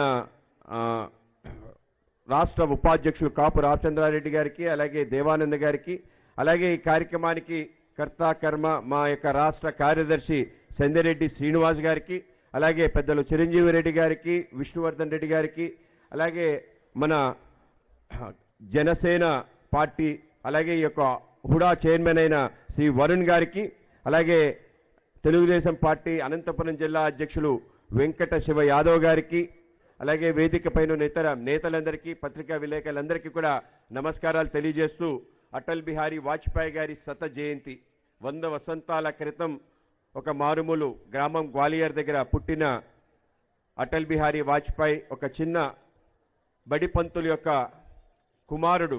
అంచెలంచెలుగా తన కృషి, పట్టుదల, క్రమశిక్షణ కారణంగా ఏ స్థానానికి వచ్చాడో మనం కానీ ఒక్కసారి ఆయన చరిత్ర చూస్తే మన హృదయాలన్నీ పులకించిపోతాయి. అటువంటి ఒక గొప్ప నాయకుడి యొక్క శత జయంతి రాష్ట్ర వ్యాప్తంగా చేయాలి అని ఒక ఆలోచన చేయడం జరిగింది. కార్యకర్తలందరూ కూడా అత్యంత ఉత్సాహంగా అవును తప్పనిసరిగా చేద్దామని చెప్పి ఒక బయలుదేరటం జరిగింది. విగ్రహ ఆవిష్కరణ అనేది చిన్న మాటే, విచ్చలవిడిగా అన్ని చోట్ల విగ్రహాలు పెట్టడం కాకుండా ఒక విగ్రహం, ఆ విగ్రహానికి స్ఫూర్తి ప్రేరణ మనం నిరంతరం కలిగించే ప్రయత్నం చేయాలి అని చెప్పి రాష్ట్ర ముఖ్యమంత్రి గారు శ్రీ నారా చంద్రబాబు నాయుడు గారి దగ్గరికి వెళ్ళి ఈ విషయం మాట్లాడితే ఆయన మరింత ఉత్సాహంగా ఎందుకు రాష్ట్ర వ్యాప్తంగా అన్ని చోట్ల నేనే మాట్లాడతా అని చెప్పి ఆయనే స్వయంగా అందరితో మాట్లాడటం జరిగింది. ఆ విధంగా కూటమి సంబంధించిన అందరూ ఎమ్మెల్యే ఎమ్మెల్సీలు అందరితో కూడా మాట్లాడి ఈ కార్యక్రమాన్ని రాష్ట్ర వ్యాప్తంగా చేయాలి అని చెప్పి ఆ విధంగా మమ్మల్ని ప్రోత్సహించిన ఆయనకి ప్రత్యేక ధన్యవాదాలు తెలియజేస్తున్నాను. ఇవాళ మనందరికీ కూడా అటల్ బిహారీ వాజ్పేయి గారి పేరు వింటేనే మన హృదయం పులకిస్తుంది. ఒక నిష్కలంక చరిత్రుడు, అజాత శత్రువుగా అందరినీ ఏ విధంగా కలిపి ముందుకు తీసుకెళ్లాలనడానికి ఆయనే సజీవ ఉదాహరణ. ఆయన మొదటిసారి 1957లో బలరాంపూర్ అనే నియోజకవర్గం నుంచి ఉత్తరప్రదేశ్ దగ్గర నుంచి ఆయన ఎన్నిక కాబడితే పార్లమెంట్లో మొదటిసారి అడుగుపెట్టి ఇవాళ నేను చాలా సంతోషిస్తున్నాను. నేను మధుర అనే పార్లమెంట్ నుంచి కూడా పోటీ చేశాను. మధుర పార్లమెంట్ నుంచి ఓడిపోయాను. ఆయన 2 చోట్ల పోటీ చేశాడు. మధుర నుంచి ఓడిపోవడానికి నేను చాలా గర్విస్తున్నాను, చాలా ఆనందపడుతున్నాను. ఇవాళ బలరాంపూర్ నియోజకవర్గం నుంచి గెలిచినందుకు కాదు. ఎందుకు నేను ఆనందపడుతున్నానంటే ఈ దేశానికి స్వతంత్రం తీసుకురావడానికి పోరాటం చేసిన అనేక మంది స్వతంత్ర సేనానుల్లో గొప్ప స్వతంత్ర సేనాని రాజా మహేంద్ర ప్రతాప్ సింగ్. నాకు తెలియదు ఆయన పోటీ చేస్తాడని. ఆయన ఇండిపెండెంట్గా అక్కడ పోటీ చేస్తున్నాడు మధుర నుంచి. నేను కూడా నామినేషన్ వేసాను. నామినేషన్ విత్డ్రా చేయడానికి అవకాశం లేదు. కానీ నేనే స్వయంగా వెళ్ళి రాజా ప్రతాప్ సింగ్కి నేను ప్రచారం చేస్తానని చెప్పి పెద్ద ఎత్తున ప్రచారం చేస్తూ చెప్పడం జరిగింది. ఇటువంటి అనేక మంది స్వతంత్ర సేనానులు స్వతంత్రం వచ్చిన తర్వాత ఈ దేశ ప్రజలు గుర్తుపెట్టుకోలేదు. మనందరికీ అనుమానం రావచ్చు ఎవరని. ఆయన ఈ దేశానికి సంబంధించిన గొప్ప స్వతంత్ర సేనాని. ఈ దేశానికి ఏ విధంగా స్వతంత్రం తీసుకురావాలనే ఒక గొప్ప ప్రయత్నంలో ఏ విధంగా అయితే నేతాజీ సుభాష్ చంద్రబోస్ అండమాన్ నికోబార్స్ నుంచి ఒక పెద్ద ప్రయత్నం, బర్మా నుంచి ఈ దేశం పైన ఢిల్లీ చెలో అనే కార్యక్రమం చేశాడో అదే విధంగా నేను కూడా చేస్తానని చెప్పి దానికన్నా చాలా ముందు 1915 డిసెంబర్ 1న భారత త్రివర్ణ పతాకాన్ని కాబూల్ యొక్క గడ్డలో ఎగరవేసి స్వతంత్ర భారత ప్రభుత్వం ఇన్ ఎగ్జైల్ అంటే విదేశాల్లో ఆయన ఏర్పాటు చేసి దానికి ప్రధానమంత్రిగా ఉండి ఆ రోజు ఆఫ్ఘనిస్తాన్ రష్యా యొక్క అనుబంధంతో ఈ దేశం పైన బ్రిటిష్ పైన దాడి చేసి దేశానికి స్వతంత్రం తీసుకొచ్చే ఒక గొప్ప ప్రయత్నం చేశాడు. 2 సంవత్సరాల పాటు భారత ప్రభుత్వం అక్కడ నడిచింది. 37 దేశాలు దాన్ని రికగ్నైజ్ చేశాయి. అనేక దేశాలతో కలిసి 50,000 సైన్యంతో భారతదేశంలో ఉండే బ్రిటిష్ పై పోరాటం చేయాలనుకున్నారు. దురదృష్టం 1917లో అక్కడుండే రష్యా యొక్క జార్ ప్రభుత్వం బోల్షెవిక్ రెవల్యూషన్ కారణంగా అక్కడ దిగిపోవడం కారణంగా ఆయనకు మద్దతు ఇవ్వలేని ప్రయత్నంలో ఆయన తిరిగి వచ్చి ఆ రోజు స్వతంత్రం కోసం ఈ విధంగా విప్లవం ద్వారా తీసుకొచ్చే ప్రయత్నం చేస్తే ఆయన పక్కన పెట్టడం జరిగింది. కాంగ్రెస్ పార్టీ స్వతంత్రం వచ్చిన తర్వాత ఏ గుర్తింపు ఇవ్వకుండా పెట్టడం జరిగింది. ఆయన రాజా మహారాజ్ కానీ దేశం కోసం ఆయన పనిచేయడం జరిగింది. అటువంటి వ్యక్తి పోటీ చేస్తుంటే నేను ఆయనకి ప్రచారం చేస్తానని ఆ విధంగా బయలుదేరి ఆయన గెలుపుకి ఆయన పోటీ చేస్తున్నాడు. అక్కడ నామినేషన్ ఉంది. కానీ ఆ విధంగా చేసిన గొప్ప వ్యక్తి అటల్ బిహారీ వాజ్పేయిని గుర్తుంచుకోవాలి. ఆ విధంగా అటల్ బిహారీ వాజ్పేయి కేవలం ప్రధానమంత్రి కాదు, దేశ స్వతంత్రం కోసం జైలుకి వెళ్ళాడు. 1942లో జరిగిన క్విట్ ఇండియా మూవ్మెంట్లో ఆయన జైలు జీవితం గడపడం జరిగింది, బయటికి రావడం జరిగింది. ఇటువంటి అనేక మందిని వెలుగు తీసుకొచ్చే గొప్ప ప్రయత్నం ప్రధానమంత్రి అయితే ఆయన చేయటం జరిగింది. ఆయన ఈ దేశానికి సంబంధించి అనేక రకాల కష్టాలు పడ్డాడు. ఆయన పార్లమెంట్కి వెళ్ళిన మొదటి రోజే చేసిన ప్రసంగం ఏంటంటే ఏదైతే కశ్మీర్ ఉందో పూర్తి స్థాయిలో భారతదేశంలో విలీనం కావాలి. ఏ ఆశయం కోసమైతే మా యొక్క తొలి అధ్యక్షులు శ్యామ్ ప్రసాద్ ముఖర్జీ బలిదానం చేశాడో ఆ కాశ్మీర్ విముక్తే నా యొక్క లక్ష్యం అని చెప్పి ఆయన ప్రతిజ్ఞ చేయడం జరిగింది. కానీ 1961లో చైనా ఆక్సాచిన్ అనే ప్రాంతాన్ని ఆక్యుపై చేస్తే ఆయన చెప్పడం జరిగింది ఈరోజు భారతదేశానికి సంబంధించిన ఆ యొక్క భూభాగాన్ని ఎందుకు దురాక్రమణ చేశామని చెప్పి నెహ్రూని ప్రశ్నిస్తే నెహ్రూ గారు అంటారు అది ఎందుకు పనికిరాని భూమి, అక్కడ గడ్డి కూడా మలవదు, అటువంటి ప్రాంతం మన దగ్గర ఉంటే పోతే ఏంటంటాడు. అటల్ బిహారీ వాజ్పేయి గారు గట్టిగా మాట్లాడటం జరిగింది. భారత్ ఏక్ జమీన్ కా తుకడా నహీ జీతా జాతా రాష్ట్ర పురుషే. ఇది ఒక సజీవమైన రాష్ట్ర పురుషుడు. నీకేం తెలుసు అక్కడ గడ్డి కూడా మొలవదున్నా, నీ తలకాయ మీద వెంట్రుకు కూడా మొలవదు. నెహ్రూ గారు నువ్వెందుకు పనికిరావనుకోవచ్చా అని చెప్పి మహావీర్ త్యాగి అని చెప్పి పార్లమెంట్లో మాట్లాడటం జరిగింది. ఆ విధంగా ఈ యొక్క భూమిని ఈ పొడమి నా తల్లి నీనామే పుత్రుడనే ఒక ప్రఖరమైన దేశభక్తుడిగా అనేక రకాల పోరాటాలు చేశాడు. అక్కడే చెప్పడం జరిగింది ఇంకా పోర్చుగీస్ గోవాని ఆక్రమించుకున్నారు, గోవా సత్యాగ్రహం చేస్తానని చెప్పి ఆయన పార్లమెంట్లో మాట్లాడి ఆ రోజు జనసంఘ్ యొక్క సభ్యులతో గోవా విముక్తి ఆందోళన చేయడం జరిగింది. 1959లో పెద్ద పోరాటం చేయడం జరిగింది, ఢిల్లీలో ప్రదర్శన చేయడం జరిగింది. తర్వాత ప్రభుత్వం దిగొచ్చి నెహ్రూ ఆపరేషన్ చేసి పోర్చుగల్ వాళ్ళని తరిమి తర్వాత గోవా డయా డామున్ విముక్తి కలిగి స్వతంత్రం వచ్చిన తర్వాత మన దేశంలో ఉండే భూభాగాలన్నీ కూడా స్వతంత్రం సిద్ధించడానికి పోరాటం చేసిన వ్యక్తి అటల్ బిహారీ వాజ్పేయి గారిని గుర్తుంచుకోవాలి. ఈ దేశం పైన చైనా దండయాత్ర చేసింది. చైనా దండయాత్ర చేసిన సందర్భంలో చెప్పడం జరిగింది, మన దేశం యొక్క శక్తిని పెంచుకోవాలి, సైనిక శక్తిని పెంచుకోవాలంటే అటల్ బిహారీ వాజ్పేయి గారి యొక్క మాట వినలేదు. ఆయన చెప్పడం జరిగింది, ఈ దేశానికి వి వాంట్ యాటమ్ బాంబ్ అన్నాడు, ఈ దేశానికి యాటమ్ బాంబ్ కావాలన్నాడు. 1961లోనే ఈ యొక్క నినాదం ఇవ్వటం, ఆ రెజల్యూషన్ పాస్ చేయడం జరిగింది. కానీ ఆ రోజు కాంగ్రెస్ కమ్యూనిస్ట్ పార్టీలు వీళ్ళు ఫ్యాసిస్ట్ ఆలోచనలు, హిట్లర్కి వీళ్ళు వారసులు కాబట్టి ఈ విధంగా మాట్లాడుతున్నారన్నారు. కాదు, ఈ దేశానికి అణుబాంబు కావాలి, ఈ దేశం ఒక శక్తిశాలి దేశంగా నిలబడాలి. శత్రువులు అందరూ పొంచి ఉన్నారు, చైనా ఇప్పటికే ఆక్రమించింది, రాబో కాలంలో మన పైన దాడి చేస్తుందన్నాడు. జగ్ నహీ సునతా కభీ దుర్బల జనం కా శాంతి ప్రవచన్ సిర జుకాతా హై జో కర్ సకే రిపు మాను మర్దన్ అని చెప్పి అటల్ బిహారీ వాజ్పేయి గారు చెప్పారు. ఎవ్వరు కూడా శాంతి కాముకులంటే అందరూ కూడా ఒక లెంపకేసిపోతారు, కానీ శక్తిశాలిగా నిలబడితే అందరూ కూడా నిన్ను చూస్తారు. అటువంటి రిపుమారు మర్దన్ చెయ్యగలిగే శక్తి భారతదేశానికి రావాలి అని చెప్పి అటల్ బిహారీ వాజ్పేయి గారు మాట్లాడటం జరిగింది. అటల్ బిహారీ వాజ్పేయి గారు ఆ విషయాన్ని ఆ రోజు మాట్లాడితే, ఆయన ప్రధానమంత్రి అయిన తొలి నాళ్లలోనే 1998లో ఆయన ప్రధానమంత్రి అయిన తర్వాత చేసిన మొదటి పని ఏంటంటే, ఈ దేశాన్ని అణుశక్తి దేశంగా చేశాడు. పోఖ్రాన్లో అణువిస్ఫోటనం 5 అణువిస్ఫోటనాలు చేసి భారతదేశం ఒక శక్తిశాలి దేశంగా నిలబడంతో పాటు అణుశక్తి కలిగిన దేశంగా ఈ దేశాన్ని నిలిపి, ఏ దేశం మన పైన కన్నెత్తాలంటే ఒక్కసారి ఆలోచించుకునే విధంగా చేశారు.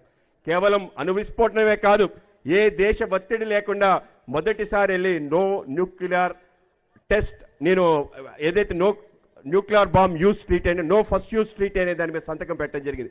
నేను మొదటిగా ఏ దేశం పైన దాడి చేయను, ఎవరైనా దాడి చేస్తే ప్రతి దాడి చేయడానికి ఉపయోగిస్తానని చెప్పి ఎవరు అడగకుండా వెళ్ళి సంతకం పెట్టిన ధీరుడు అటల్ బిహారీ వాజ్పేయి, గుర్తుంచుకోవాలి.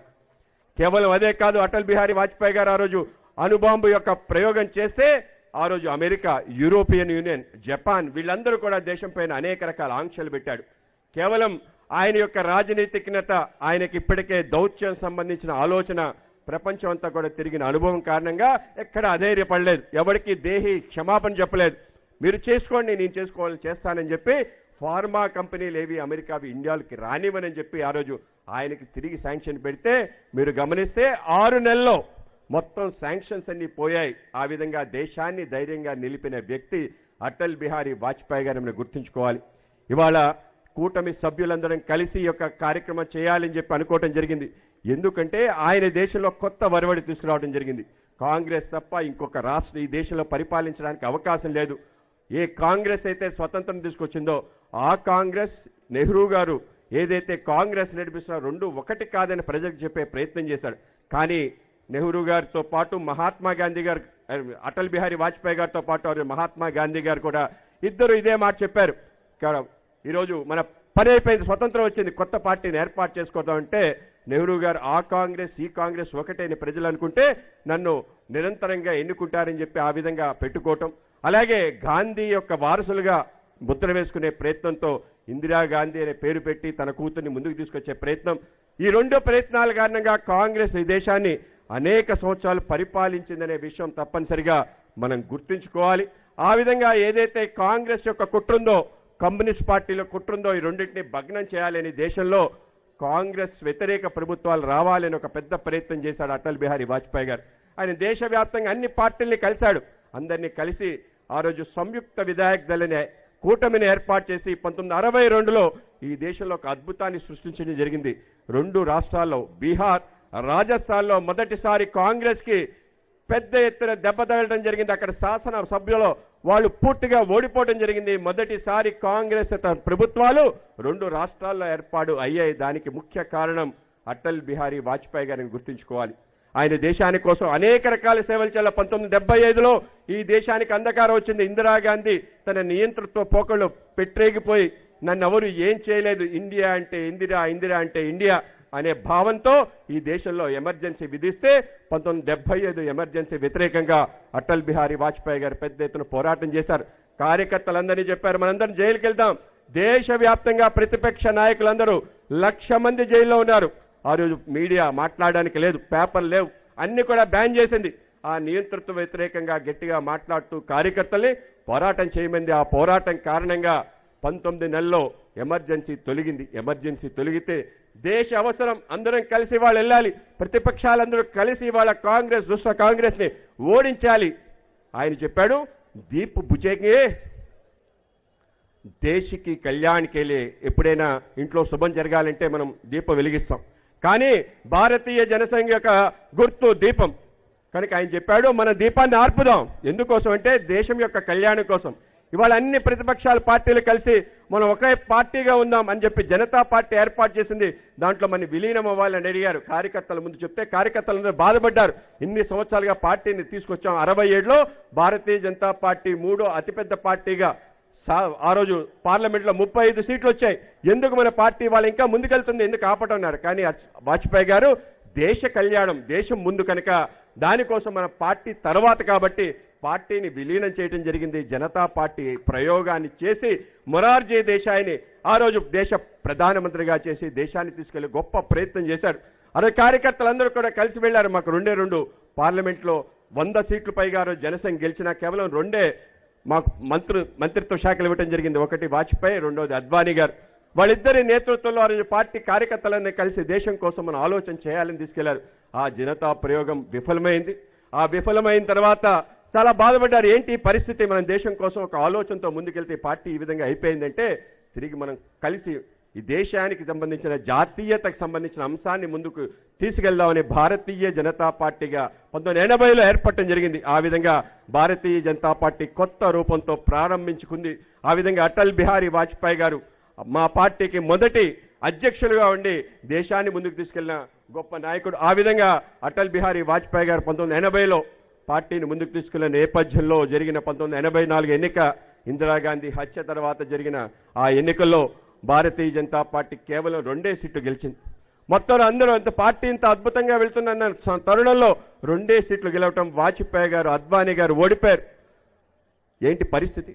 అటువంటి పరిస్థితుల్లో అందరికి కూడా నిరాశ. కానీ కాదు, అందరం కలిసి ముందు ఆశాకిరణాలు చూసుకుందాం. ఏమీ కాదు, అందేరా చటేగా, సూరజ్ ఉగిలేగా, కమల్ కిలేగా అని చెప్పి అందరికీ నినాదం ఇచ్చారు. ఇవాళ అంధకారం తొలగిపోతుంది, సూర్యుడు బయటకు వస్తాడు, మన యొక్క కమలం వికసిస్తుందని చెప్పి ధైర్యాన్ని నిలిపి అందరినీ ముందుకు తీసుకెళ్లడం జరిగింది. 84 నుంచి చేసిన నిరంతర కృషి కారణంగానే 89లో అద్భుతాన్ని జరిగింది. దేశంలో 88 సీట్లు భారతీయ జనతా పార్టీ గెలిచి అతిపెద్ద పార్టీగా దేశంలో రావటం జరిగింది. ఇదే సందర్భంగా 1985లో మన రాష్ట్ర రాజకీయాల్లో ఒక పెను మార్పు జరిగింది. తెలుగుదేశం పార్టీ ఏర్పడింది. కానీ కొన్ని కుట్రల కారణంగా ఆ యొక్క ప్రభుత్వాన్ని దించి ఎన్టీ రామారావు గారిని కోలదూస్తే నిలబడి మొదటి వ్యక్తి ఎవరైనా ఉంటే అది అటల్ బిహారీ వాజ్పేయి గారిని గుర్తుకోవాలి. అటల్ బిహారీ వాజ్పేయి గారి నేతృత్వంలో 1985లో కలిసి టీడీపీతో మనం ప్రయాణం మొదలుపెట్టాం. అప్పటి నుంచి ఇప్పటి వరకు అనేక సార్లు టీడీపీ ప్రభుత్వం ఏర్పాటు చేసిందంటే భారతీయ జనతా పార్టీ కలిసి ఉందనే విషయం కూడా తప్పనిసరిగా గుర్తుంచుకోవాలి. ఆ విధంగా ప్రయాణం మొదలైంది. అటల్ బిహారీ వాజ్పేయి గారు ఎన్టీ రామారావు గారింటి అత్యంత గౌరవాన్ని చూపించేవాళ్ళు. మనం కలిసి చేయాలి, దక్షిణాది రాష్ట్రాల్లో ఉండే అనేక రకాల సమస్యలు ఏవైతేనో దూరం చేయాలి, నార్త్ సౌత్ డివైడ్ను కూడా తొలగించాలని చెప్పి ఆయన్ని అక్కడి చేసుకొని ఇద్దరు కలిసి చేయి కలిపి తిరుగుతున్న అనేక దృశ్యాలు. దానికి ముందు ఎన్టీ రామారావుకి అనుబంధం, ఇందిరాగాంధీ కానీ రాజీవ్ గాంధీ కానీ ఆయనతో చేసిన అనేక దాష్టికాలు ఆయన గుర్తు. కనుకనే ఆయన అటల్ బిహారీ వాజ్పేయి గారితో చేసిన స్నేహ సంబంధం కారణంగా ఒక మంచి వాతావరణం దేశంలో నిర్మాణం అయింది. ఆ రోజు నేషనల్ ఫ్రంట్ ఏర్పడితే ఆ నేషనల్ ఫ్రంట్కి చైర్మన్ ఎవరు చేయాలంటే అటల్ బిహారీ వాజ్పేయి గారు చెప్పిన పేరు ఎన్టీ రామారావు గారిని గుర్తుంచుకోవాలి. ఆ విధంగా ఎన్టీ రామారావు గారు నేషనల్ ఫ్రంట్ అధ్యక్షులుగా ఉండి మనం 89లో ప్రభుత్వాన్ని ఏర్పాటు చేయటం జరిగింది. ఏర్పాటు చేసిన తర్వాత కలిసి వెళ్ళాం. రామ జన్మభూమి సంఘటన కారణంగా ఆ రోజు నేషనల్ ఫ్రంట్ అలాగే భారతీయ జనతా పార్టీ విత్డ్రా చేసుకోవటం. కానీ ఎన్టీ రామారావు గారు తప్పదు, ఇది ఒక దేశానికి సంబంధించిన ఆలోచన, వెళ్దామని చెప్పి రావటం జరిగింది. అలాగే అనేక సందర్భాల్లో 96లో మొదటిసారి 162 సీట్లతో మొదటిసారి అటల్ బిహారీ వాజ్పేయి ప్రధానమంత్రి అయ్యాడు. 13 రోజుల పాటే ఉన్నాడు. 98లో 13 నెలల పాటే ఉన్నాడు. 13 నెలలు ఉన్న సందర్భంలో కేవలం 1 ఓటుతో ఓడిపోవటం జరిగింది. అన్నా డిఎంకే అనే పార్టీ ఏదైతుందో జయలలిత సంబంధించి అనేక కోరికలు తీర్చడానికి అటల్ బిహారీ వాజ్పేయి గారు అన్ని రకాల ప్రోటోకాల్స్ పక్కన పెట్టి అందరినీ కలుపుకొని వెళ్ళాలి. ఆ రోజు ప్రమోద్ మహాజన్ గారు చెప్పారు, నువ్వు వెళ్ళి స్వయంగా తీసుకురాను. ఎక్కడ లేదే, ముఖ్యమంత్రిని రిసీవ్ చేసుకోవడానికి ఎయిర్పోర్ట్కి వెళ్ళాలి, వెళ్దాం, రెడ్ కార్పెట్ కావాలి, అన్ని రకాలు చేద్దాం, ఎందుకంటే ఇవాళ దేశానికి అవసరం. కాంగ్రెస్ ఇతర ప్రభుత్వ ప్రయోగం విఫలమవుతుందని చెప్పి ప్రజలందరూ నమ్ముతున్నారు. కాదు అని నిరూపించాలి. అది జనతా పార్టీ హయాంలో జరిగింది, తర్వాత నేషనల్ ఫ్రంట్ హయాంలో జరిగింది, ఇంకోసారి జరగకూడదు అని చెప్పి అటల్ బిహారీ వాజ్పేయి గారు చెప్పి ఆ విధంగా పంపించారు. కానీ చివరికి ఆవిడ విత్డ్రా చేసుకోవటం, ఆ రోజు కేవలం ఒకే ఒక ఓటు, ఆ ఒక్క ఓటు కూడా గిరిధర్ గోమాంగో అని చెప్పి ముఖ్యమంత్రి అయ్యాడు, ఒరిస్సా ముఖ్యమంత్రి. ఆయనకు ఓటు లేదు, కానీ ఆ రోజు అనుకోకుండా ఆయనకు ఓటు ఇవ్వటం జరిగింది. ఓటు ఇచ్చిన వ్యక్తి ఎవరంటే మన స్పీకర్ బాలయోగ్ గారు. దురదృష్టం. అయితే అటల్ బిహారీ వాజ్పేయి అసలు దాన్ని పట్టించుకునే లేదు. నేను ఒక్కొక్కటి ఓడిపోతాను, నేను అంగీకరిస్తాను అనే అద్భుతమైన భగవద్గీతలో శ్లోకం చెప్పి నాకేమీ బాధ లేదు, దేశం కోసం నేను పోరాటం చేస్తాను, దేశమే మొదలు అని చెప్పి ఆయన ఈ విధంగా ఒక్క ఓటుతో ఓడిపోయినా కూడా ఆ విధంగా చాలా గర్వంగా బయటికి వెళ్ళటం జరిగింది. తర్వాత బాలయోగ్ గారు వచ్చి ఆయన క్షమాపణ చెప్తే, లేదు నువ్వు చేసిన న్యాయమే, నీకు అనిపించింది చేసావు, నేను ఎక్కడ బాధపడటం లేదు, మాకు గొప్ప అవకాశం ఇచ్చారు, తప్పనిసరిగా ప్రజల్లోకి వెళ్ళి ప్రజాస్వామ్యం గురించి మాట్లాడే గొప్ప అవకాశం ఇచ్చారు. ఈ వేదికలో అనేక మంది మాట్లాడారు. ఇప్పటికి కూడా మీరు చూస్తే 98 ఆ యొక్క అవిశ్వాస తీర్మానంలో యొక్క ప్రసంగాలు అద్భుతమైన ప్రసంగాలు, అందరం కలిసి ఏ విధంగా వెళ్ళాలి అనే విషయాన్ని చూపించిన ఒక గొప్ప సందర్భం ఆ యొక్క 98 ఎన్నికల యొక్క అవిశ్వాస తీర్మానం సంబంధించిన ప్రసంగం. అప్పుడు మన రాష్ట్ర ముఖ్యమంత్రిగా ఉన్న చంద్రబాబు నాయుడు గారు కూడా కలవటం, ఇద్దరు కలిసి దేశవ్యాప్తంగా ఆ రోజు ప్రచారం చేయటం, 99లో జరిగిన విప్లవం. ఏ పార్టీ ఊహించిన విధంగా ఆ రోజు ఎన్డీఏ 353 సీట్లు తీసుకొచ్చి కాంగ్రెస్ ని తునాతునకలు చేసి ఒక గొప్ప ప్రభుత్వాన్ని ఏర్పాటు చేశారు. ఆ 99, 2004 యొక్క 5 సంవత్సరాల యొక్క పరిపాలన దేశంలో ఒక మచ్చు తునుగ్గా ఉంటుంది. ఇందాక అందరూ నాయకులు కూడా దానికి సంబంధించి అనేక విషయాలు మాట్లాడారు. ఆ విషయాలు ఏం మాట్లాడాల్సిన అవసరం లేదు. ఈ దేశానికి సంబంధించిన గతిని ఏ విధంగా మార్చాడు, రోడ్లు ఏ విధంగా నిర్మాణం చేశారు, జాతీయ రహదారులకి గ్రామాలకి ఏ విధంగా అనుసంధానం చేశాడు, గ్రామీణ ఉపాధి హామీ పథకాల్లో 10 దినాలు ఏ విధంగా కనిపించాడు, దాంతో పాటు కిసాన్ క్రెడిట్ కార్డ్ అని రైతులకు ఏ విధంగా ఇచ్చాడు, రైతు ఆత్మహత్యలు ఏ విధంగా ఆపాడు, ఏ విధంగా మనకి టెలికాం రెవల్యూషన్ తీసుకొచ్చాడు, ఏ విధంగా ప్రతి ఇంటికి గ్యాస్ కనెక్షన్ ఇచ్చాడు, లాంటి అనేక అద్భుత కార్యక్రమాలు చేసి ఈ రోజుకి కూడా అవే ఆదర్శంగా ఉండి ఆ ఆదర్శాలనే ఇప్పటికీ కూడా ఎన్డీఏ ప్రభుత్వం కొనసాగుతుంది. నరేంద్ర మోడీ గారు 11 సంవత్సరాల పరిపాలన కానీ ఆ రోజు మన యొక్క ఎన్డీఏ ప్రభుత్వం రాష్ట్రంలో 99, 2004 సందర్భంలో చేసిన అనేక రకాల ఐటీ విప్లవానికి సంబంధించిన అనేక రకాల అంశాలు మన గౌరవ ముఖ్యమంత్రి చంద్రబాబు నాయుడు గారి ఆధ్వర్యంలో కానీ ఒక అద్భుత పీరియడ్. కనుకనే 6 సంవత్సరాల ఆయన పరిపాలన సంబంధించిన ఆ యొక్క సువర్ణ పరిపాలన సంబంధించి ఆయన జయంతి సందర్భంగా మన ప్రియతమ ప్రధాని నరేంద్ర మోడీ గారు దాన్ని గుడ్ గవర్నెన్స్ డేగా చెప్పారు. సుపరిపాలన దివస్గా చేయాలి, తప్పనిసరిగా ఒకసారి స్మరించుకోవాలి ఏ విధంగా పరిపాలన చేయాలి. ఒక్కటంటే ఒక్క అవినీతి మచ్చ కూడా అటల్ బిహారీ వాజ్పేయి గారి యొక్క పార్లమెంట్లో కానీ ఆయన ప్రధానమంత్రిగా పనిచేసిన ఏ సందర్భంలో కూడా రాలేదంటే ఏ విధంగా ఆయన జీవించాడో మనందరికీ కనబడుతుంది. దేశానికి సంబంధించి ఏ అంశాలతో అయితే 1957లో పార్లమెంట్లో ఆయన ప్రవేశపెట్టాడో అక్కడి నుంచి 2004 వరకు ఒక్కసారి కూడా ఓడిపోలేదు. ఆ విధంగా అంటే లోక్సభ ఓడిపోయిన సభలో కొనసాగిస్తూ అనేక విషయాలు దేశం కోసం పోరాటం చేశాడు. అందరినీ కలుపుకుని వెళ్దాం, దేశమే మొదలు, పార్టీ తరువాత, వ్యక్తిగతం చివర అని ఆ విధంగా జీవించిన వ్యక్తి కాబట్టే ఈరోజు ఆయన శత జయంతి సందర్భంగా మనం చేసే కార్యక్రమం అందరం కలిసి చేయాలని ఒక నిర్ణయం తీసుకోవడం జరిగింది.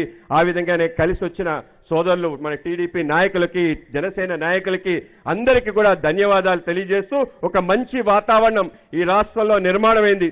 ప్రజల యొక్క విశ్వాసం, నమ్మకాన్ని మనం చూరగొని 90% పైగా వాళ్ళ యొక్క ప్రాతినిధ్యం మనం వహిస్తున్నాం. కనుక ఆ యొక్క నమ్మకాన్ని, విశ్వాసాన్ని తప్పనిసరిగా కొనసాగించాలి.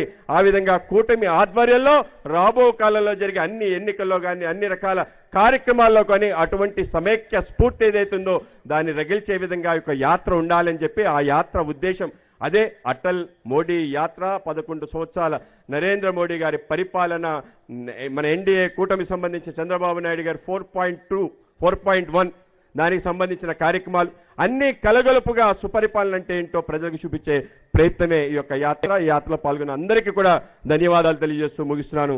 భారత్ మాతా కీ, భారత్ మాతా కీ.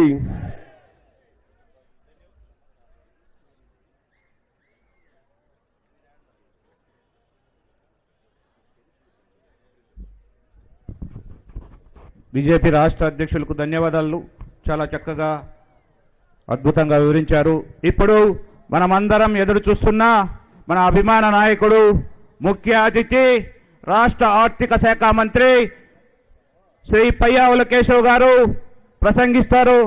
ఇప్పుడు దయచేసి అక్కడ భోజన వ్యవస్థ కంప్లీట్ అయింది, అందరినీ ఇక్కడ పంపించవలసిందిగా కూర్చున్నాం. ఇప్పుడు పయ్యావుల కేశవ్ గారు మాట్లాడవలసిందిగా కూర్చున్నాం.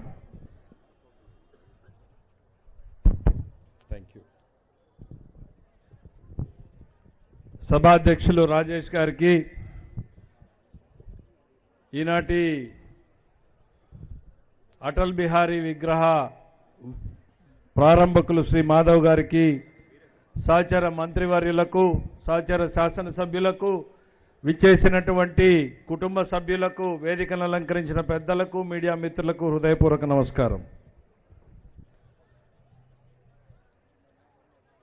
ఇంతమంది వక్తల తర్వాత it is a challenging thing, but still ఈ దేశం నాది, ఈ దేశం కోసమే నేను అని నమ్మినటువంటి వ్యక్తులు, ప్రచారక్ నుంచి ప్రధాని వరకు ఎదిగినటువంటి వ్యక్తి నాడు అటల్ బిహారీ వాజ్పేయి, నేడు నరేంద్ర మోడీ. ఈ దేహం ముక్కలైనా ఈ దేశాన్ని ముక్కలు కానివ్వము అని నమ్మినటువంటి వ్యక్తులు ఇద్దరూ ఒకటే. ఒకరు మృదు భాషి, మరొకరు గంభీర భాషను చేసేటువంటి వ్యక్తులు. ఈ దేశ చరిత్రను చూస్తే అటల్ బిహారీ వాజ్పేయి ముందు, బిహారీ వాజ్పేయి తరువాత అని చెప్పుకోవాలి. ఈ దశకంలో మోడీ ముందు, మోడీ తరువాత అని చెప్పుకోవాల్సినటువంటి పరిస్థితులు. మిత్రులు 2-3 సంఘటనల గురించి చెప్పారు. పోఖ్రాన్ గురించి 2 మాటలు ఎక్కువ చెప్తా, ఎందుకంటే ఆల్మోస్ట్ సబ్జెక్ట్ కవర్ అయింది. ఈ దేశంలో ప్రతి పౌరుడి గుండెలోనూ నిండుగా ధైర్యం ఉంది, బలం ఉంది, కానీ చేతిలో ఆయుధం లేదు. ప్రపంచ దేశాలన్నింటినీ కూడా ఎదిరించాలి, ఎదిరించి నిలబడాలి, మన సత్తా చాటాలి, ఈ త్రివర్ణ పతాకాన్ని ఎగరేయాలి అని కోరిక ఉన్నటువంటి, బలమైనటువంటి ఆకాంక్ష కలిగినటువంటి నాయకులు ఉన్నటువంటి దేశం. కానీ ఆ సత్తా చాటడానికి ఆ రోజు ఉన్నటువంటి పరిస్థితుల్లో ఇందాక మిత్రుడు చెప్పినట్టుగా అణుశక్తి లేకపోవడం అన్నటువంటిది ఈ దేశానికి ఒక ప్రధానమైనటువంటి బలహీనతగా మారినటువంటిది. ఈ రోజు కూడా 100 సంవత్సరాల తర్వాత కూడా ప్రపంచంలో కేవలం 9 దేశాలు మాత్రమే అణుశక్తిగా ఉన్నాయి అనంటే భారతదేశం వాజ్పేయి గారి నేతృత్వంలో సాధించినటువంటిది ఎంత గొప్ప కార్యక్రమం ఒక్కసారి మనం గుర్తు చేసుకోవాలి. ఏంటా అణుశక్తి, ఎందుకు చేయలేకపోయాము అనంటే అంతకు ముందున్నటువంటి కాంగ్రెస్ పాలకులు ప్రపంచ పెత్తందారులుగా ఉన్నటువంటి అమెరికా, యూరోప్ దేశాల దేశాలకు భయపడి అణు శాస్త్రాన్ని లేకపోతే అణు ప్రయోజనాలని గుర్తించకుండా, దాని మీద ప్రయోగాలు చేయకుండా భయపడి ఆగిపోయారు. వాజ్పేయి గారు వచ్చిన తర్వాత 2 మాటలు చెప్పాలి. మనం ఏదో సినిమాలో చూసినట్టుగా దేశాన్ని నడిపారు. ఆ రోజు పోఖ్రాన్ అణు పరీక్షలు కావచ్చు, నేడు ఆపరేషన్ సింధూర్ కావచ్చు. ఒక్కసారి ఆపరేషన్ పోఖ్రాన్ గురించి 2 మాటలు చెప్తాను. ఎడారిలో జరిగింది మొట్టమొదటి అణు పరీక్షలు చేయాలంటే భూమి మీద కాదు, భూమికి ఎంతో లోతుగా తవ్వాలి, లోపలెక్కడో పరీక్షలు చేయాలి. కానీ అమెరికా, యూరోప్ నిఘా నేత్రాలు శాటిలైట్ రూపంలో దేశం మీద తిరుగుతూనే ఉన్నాయి. ఎక్కడ చేయబోతున్నారు అనేటువంటి అనుమానాలతో నిరంతర నిఘాను పెట్టి తీవ్రమైనటువంటి ఒత్తిడి పెంచినటువంటి నేతృత్వంలో ఆ ప్రాంతాన్ని ఎన్నుకున్నారు, పోఖ్రాన్ ప్రాంతాన్ని. దానికి సారథ్యం వహించినటువంటి వ్యక్తి ఏపీజే అబ్దుల్ కలాం గారు. ఆయన వెనకాల బలమైనటువంటి ఆదేశాన్ని ఇచ్చినటువంటిది ఆనాటి ప్రధానమంత్రి వాజ్పేయి గారు. వారు చేసింది సినిమాను మరిపిస్తుంది. ఆ నిఘా కెమెరాలు ఇట్లా ప్రపంచాన్ని చుట్టి తిరిగే టైంలో రాత్రిపూట కొద్దిసేపు ఈ ప్రాంతంలో కెమెరా చూడదు అని తెలుసుకుని ఆ 4 గంటలో 5 గంటల్లోనే సైనికులు మొత్తం ఆ సొరంగాన్ని తవ్వడం, నిమిషాల లోపల కెమెరా తిరిగి ఇటు వచ్చే లోపల అక్కడ ఉన్నటువంటి వాహనాలన్నీ తరలి వెళ్ళిపోవడం, అక్కడ ఏమీ జరగనట్టుగా ఇసుక తిన్నెల్లాగా కనిపించేటట్టు ఒక రోజు కాదు, వారం రోజులు కాదు, నెలల పాటు చేశారు. ఇది దేశంలో కూడా ఎవరికి తెలీదు. ఆ పనిచేసే శాస్త్రవేత్తల కుటుంబాలకు కూడా మేము క్యాంపుకి వెళ్తున్నాం 6 నెలలు రాము అని చెప్పారు. భూగర్భంలోనే నివాసాలు ఏర్పాటు చేశారు. వాళ్ళు సైంటిస్టు దుస్తుల్లో కాదు, ఇట్లాంటి సైనికుల దుస్తుల్లో తిరిగారు. మన అబ్దుల్ కలాం గారు కూడా మారు పేరు పెట్టుకున్నారు. కెప్టెన్ పృథ్వీరాజ్ పేరుతో ఆయన్ని పిలిచారు. ఆయన కూడా యూనిఫామ్ వేసుకుని తిరిగాడు. అంటే ఈ దేశం కోసం పనిచేయాలి అనంటే వెనక ఎన్ని ఆలోచనలు, ఎన్ని ఎత్తుగడలు, ఎన్ని ఆలోచనలు చేస్తే ఇది సాధ్యమైంది. అట్లా దేశం ఒక్కసారిగా అణు పరీక్షలు జరిపిన రోజున ఈ ప్రపంచం నివ్వెరబోయింది. ఎట్లా చేయగలిగింది? మనం నిరంతరం నిఘా పెట్టాం. మాకెదురు లేదు, తిరుగులేదు అనుకున్నటువంటి ఈ అమెరికా పెద్దన్నగా భావిస్తున్నటువంటి తరుణంలో కళ్ళ ముందే భారత్ ఒక అణుశక్తిగా తయారైంది అనంటే ఆ ఘనత కేవలం అటల్ బిహారీ వాజ్పేయిదే అన్నటువంటిది ఈ సందర్భంగా చెప్పదలుచుకున్నాం. నాటి నుండి నేటి వరకు తిరుగులేని శక్తిగా ఎదిగింది అనంటే భారతదేశాన్ని అణుశక్తిగా మారడమే అనేటువంటిది. అది మనిషి మృదు స్వభావి, చాలా మెత్తగా మాట్లాడతాడు. కానీ ఈ దేశం కోసం ఆయన చేసినటువంటి పనులకు ఇంతకన్నా వేరే నిదర్శనం అక్కర్లేదు. దాని తర్వాత మనం చూసాం కార్గిల్లో, మనకన్నా ముందుగా కార్గిల్ చేరుకుని కార్గిల్ని స్వాధీనపరచుకోవాలి అనుకున్నటువంటి పాకిస్తాన్ని మనిషి ఎక్కడానికి వీల్లేనటువంటి పర్వతాల్ని అధిరోహించేలా చేసినటువంటి భారత సైన్యాన్ని ఉత్తేజపరిచి నడిపించినటువంటి ప్రధాని, ఈరోజు భారతదేశం గర్వించేలా చేసినటువంటి ప్రధాని అటల్ బిహారీ వాజ్పేయి అన్నటువంటిది మనం గుర్తుంచుకోవాలి. ఆ సైన్యానికి, ఆ నడిపించినటువంటి నాయకత్వానికి ఈ దేశం ఎప్పుడూ రుణపడి ఉండాలి అనేటువంటిది కూడా గుర్తు చేస్తా ఉన్నా. కాంగ్రెస్కు, బీజేపీకు, లేకపోతే కాంగ్రెస్ వ్యతిరేక శక్తులకు తేడాన్ని గుర్తించమని నేను ఈ దేశాన్ని కోరేతున్నా. ఈ కాంగ్రెస్ ఎప్పుడు కూడా అధికారం కోసం దేశాన్ని కాంప్రమైజ్ అయింది, దేశంతో రాజీ పడింది, దేశ భద్రతతో రాజీ పడింది. అధికారాన్ని ఒక్క ఓటుతో అవలీలుగా వదులుకోగలిగినటువంటి నాయకత్వాన్ని యువతలు చూశాం. ఆ ఒక్క ఓటు ఏంటి? గిరిధర్ గోమొంగ గారు అప్పటికే ముఖ్యమంత్రి అయ్యాడు, ఒరిస్సాగా పార్లమెంట్ మెంబర్గా ఉన్నాడు.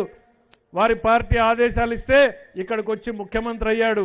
ఈ దేశంలో 2 పదవులు ఉంచుకోవడానికి లేదు, ఒక పదవిని వదిలేయాలి. కానీ ఆయన వదులుకునే లోపలనే ఆ ఓటు వేయాలి అని వచ్చాడు.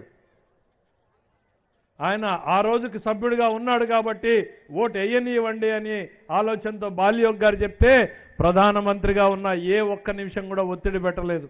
ఈరోజు పాలకుల్ని చూడండి, ఎదుటి పార్టీలో వాళ్ళని లాక్కోవడం, అధికారంలో ఉన్న పక్క పార్టీ ఎమ్మెల్యేలని లాక్కునే రాజకీయాల్ని మనం చూస్తుంటే అధికారాన్ని వదులుకోవడానికి ఒక ఓటు కాదు, ఒక వాల్యూ, ఒక సిద్ధాంతాన్ని నమ్మినటువంటి వ్యక్తిగా ఆ రోజు వాజ్పేయి నిలబడ్డాడు. అది ఈ దేశాన్ని ఆలోచింపజేసింది. ఇట్లాంటి నాయకత్వమే దేశానికి కావాలి అని చెప్పి తిరిగి 6 నెలల్లో ఎన్నికలు వస్తే 99లో తిరుగులేని మెజారిటీతో మళ్ళీ వాజ్పేయి గారిని గెలిపించింది దేశం అనేటువంటిది ఈ సందర్భంగా గుర్తు చేస్తా ఉన్నా. ఆ రోజే కాదు, అంతకుముందు కాంగ్రెస్, ఇందాక మిత్రుడు చెప్పాడు, చైనాతో ఏం జరిగింది, పాకిస్తాన్తో ఏం జరిగింది, కాశ్మీర్తో ఏం జరిగింది అనేటువంటిది. దేశ సమగ్రత మీద, దేశ సార్వభౌమాధికారం మీద ఏమాత్రం ప్రేమ లేనటువంటిది కాంగ్రెస్ పార్టీ అయితే, ఈ దేశం కోసమే ఈ దేశం కోసం మేం పోయినా పర్లేదు అనేటువంటి నమ్మినటువంటి సిద్ధాంతం ఉన్నటువంటి వ్యక్తులు మన కళ్ళ ముందు ఆ రోజు వాజ్పేయి గారు, ఈరోజు మోడీ గారు కనపడుతున్నారు. ఇట్లాంటి నాయకత్వాన్ని బలపరచుకోవడం దేశంలో ప్రతి పౌరుడి కూడా బాధ్యత అనేటువంటిది ఈ సందర్భంగా గుర్తు చేస్తా ఉన్నాను. ఈరోజు ఇక ఆయన రాజకీయ ప్రస్థానం గురించి చెప్పారు. భారతీయ జనసంఘ అధ్యక్షుడిగా, తర్వాత మొదటిసారి భారతీయ జనతా పార్టీని ఏర్పాటు చేసినటువంటి కో-ఫౌండర్గా, తొలి భారతీయ జనతా పార్టీ అధ్యక్షుడిగా ఆంధ్రప్రదేశ్ రాజకీయాల్లో ఆయన చూపినటువంటి ప్రత్యేక చొరవగా, బహుశా నాకు గుర్తుంటే 85లో మనం కలిసి కాదు, మనతో పాటు కమ్యూనిస్టులు కూడా కలిసినటువంటి ఏకైక సందర్భం ఈ దేశంలో జరిగింది అనంటే ప్రపంచంలో అది ఆంధ్రప్రదేశ్లోనే అనేటువంటిది సందర్భంగా గుర్తు చేస్తా ఉన్నాం. 85లో ఎందుకు అనంటే ఆ నాయకత్వం మీద ఉన్నటువంటి నమ్మకం. ఆ రోజు నందమూరి తారక రామారావు గారు, అక్కడ వెంకయ్య నాయుడు గారు, అటల్ బిహారీ వాజ్పేయి గారు వీరందరూ చూపించినటువంటి చొరవని ఈ రాష్ట్రం అభినందించింది, తిరుగులేని అధికారాన్ని రాష్ట్రంలో కట్టబెట్టింది అనేటువంటిది ఈ సందర్భంగా గుర్తు చేస్తున్నాం. మళ్ళీ ఈరోజు అటల్ మోడీ సుపరిపాలన యాత్ర పేరుతో మిత్రుడు మాధవ్ గారు ప్రారంభించారు. మాధవ్ గారు కూడా సౌమ్యుడే, కానీ కార్యక్రమాల్ని అధ్యక్షుడిగా చేపట్టినప్పటి నుంచి ధీటుగా మొదలుపెట్టాడు. వరుసపెట్టి ప్రోగ్రాములు పెడతా ఉన్నాడు.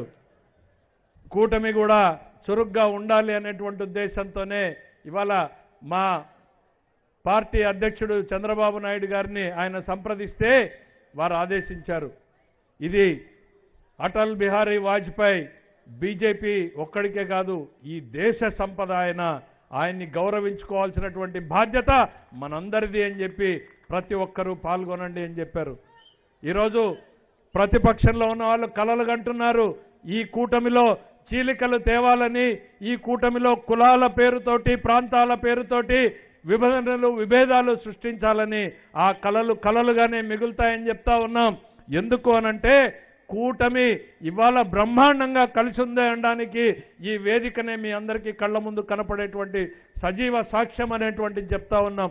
అధికారం వస్తేనే అధికారం కోసం వెంపర్లాడతారు, అంతంలో ఉన్నటువంటి కూటములు పోతాయనుకుంటే రోజు రోజుకి కూటమి బలపడుతూ ఈ దేశం కోసం, ఈ రాష్ట్రం కోసం పనిచేయాలి అనేటువంటి ఒక తపనతో, ఆరాటంతో పనిచేసేటువంటి నాయకత్వం ఇక్కడ నారా చంద్రబాబు నాయుడు గారు, అక్కడ నరేంద్ర మోడీ గారు, వీరితోడుగా పవన్ కళ్యాణ్ గారు. ఈ కూటమి ప్రజల కోసమే పనిచేస్తుంది, ప్రజల ప్రయోజనాల కోసమే పనిచేస్తుంది అని చెప్తున్నాం. నేను గతంలో చెప్పాను, ప్రజలు వేసినటువంటి ఒక ఓటు విలువ, ఒక ఓటుతో ప్రధానమంత్రి ఆ రోజు పదవిని వదులుకుంటే మీరేసిన ఒక ఓటుతో ఈ రాష్ట్రంలో పోలవరానికి 12,500 కోట్లు వచ్చాయి. ఒక ఓటుతో అమరావతికి 15,000 కోట్లు వచ్చినాయి. ఒక ఓటుతో విశాఖపట్నం స్టీల్ ప్లాంట్కు 12,000 కోట్లు వచ్చినాయి. ఒక ఓటు 70,000 కోట్లతో నేషనల్ హైవేలు వచ్చినాయి. ఒక ఓటుతో 70,000 కోట్ల రైల్వే పెట్టుబడులు వచ్చినాయి. ఒక ఓటుతో 16,000 ఉద్యోగాలు వచ్చినాయి. ఒక ఓటుతో 4,000 రూపాయలు పెన్షన్ పెరిగింది. ఒక ఓటుతో ఉచిత బస్సు వచ్చింది. ఒక ఓటుతో గ్యాస్ సిలిండర్లు వచ్చినాయి. ఒక ఓటుతో పెట్టుబడులు పెరుగుతూ ఉన్నాయి. ఒక ఓటుతో గూగుల్ వచ్చింది. ఒక ఓటుతో గతంలో ఏం జరిగిందో ఆలోచించండి. విధ్వంసం జరిగింది. ప్రతి ఒక్కరిని భయాందోళనల మధ్య గడిపేలా చేశారు. రాష్ట్రాన్ని అప్పుల పాలు చేశారు. ప్రజాస్వామ్యాన్ని పాదాల కింద నలిపేశారు. నియంత పోకడలు, పెత్తందారీ పోకడలు ఒకవైపు తీసుకొస్తే మరొక వైపు ప్రజల కోసం పనిచేసేటువంటి నారా చంద్రబాబు నాయుడు గారి, నరేంద్ర మోడీ గారి నాయకత్వం ప్రజలకు కళ్ళ ముందు కనపడతా ఉంది. ఈ కూటమి మళ్ళీ కొనసాగాల్సినటువంటి అవసరం ఈ రాష్ట్రం కోసం ఉంది అన్నటువంటి విషయాన్ని మనం ప్రతిరోజు గుర్తు చేయాలని తెలియజేసుకుంటూ, ఈ సుపరిపాలన యాత్ర ప్రజలకు గుర్తు చేసే యాత్రగా మిగిలిపోవాలని చెప్పి కోరుకుంటూ మీ అందరి వద్ద సెలవు తీసుకుంటాను. జై హింద్, జై ఆంధ్రప్రదేశ్, జై భారత్.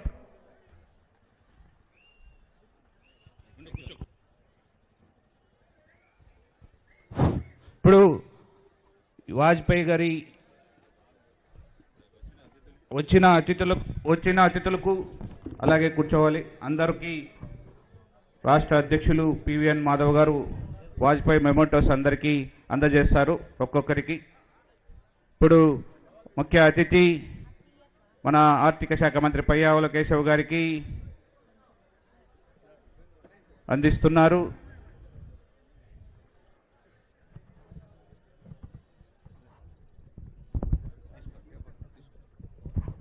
ఇప్పుడు సత్యకుమార్ యాదవ్ గారికి, అమిల్నేని సురేంద్ర గారికి,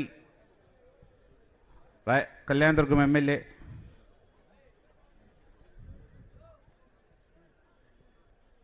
అలాగే అనంతపూర్ శాసనసభ్యులు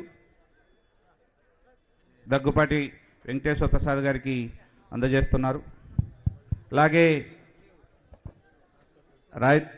మన పార్లమెంట్ సభ్యులు అంబికా లక్ష్మీనారాయణ గారికి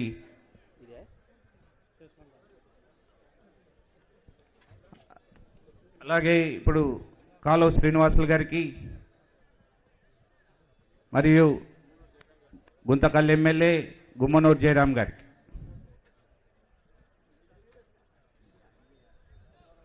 ఇప్పుడు హుడా చైర్మన్ జనసేన ఉమ్మడి జిల్లా అధ్యక్షులు వరుణ్ గారికి, అలాగే స్వచ్ఛ భారత్ కార్పొరేషన్ చైర్మన్ శ్రీ పటాభి గారికి రాష్ట్ర అధ్యక్షులు పివిఎన్ మాధవ్ గారు అందజేస్తారు. అలాగే వెంకట శివుడు యాదవ్ టీడీపీ జిల్లా అధ్యక్షులు లేబర్ బోర్డ్ చైర్మన్ గారికి మెమెంటో అందజేస్తారు.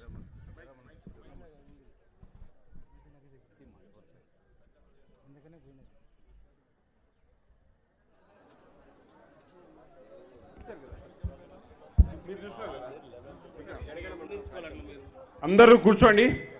జాతీయ గీతంతో ముగిద్దాం అందరం. దయచేసి అందరూ అందరూ లేచి సామూహికంగా జాతీయ గీతం పాడదాం.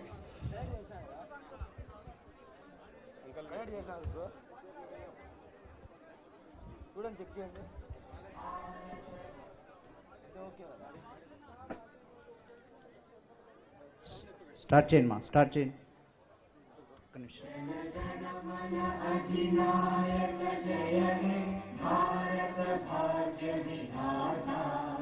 पंजाब सिंध गुजरात मराठा द्राविड उत्कल बंगा विंध्य हिमाचल यमुना गंगा उच्चल जलधि तरंगा तव शुभ नामे गावे तव शुभ आशीष माने गावे तव जय गाना जन जन मंगलदायक जय हे भारत भाग्य विधाता जय हे जय हे जय हे जय जय जय जय हे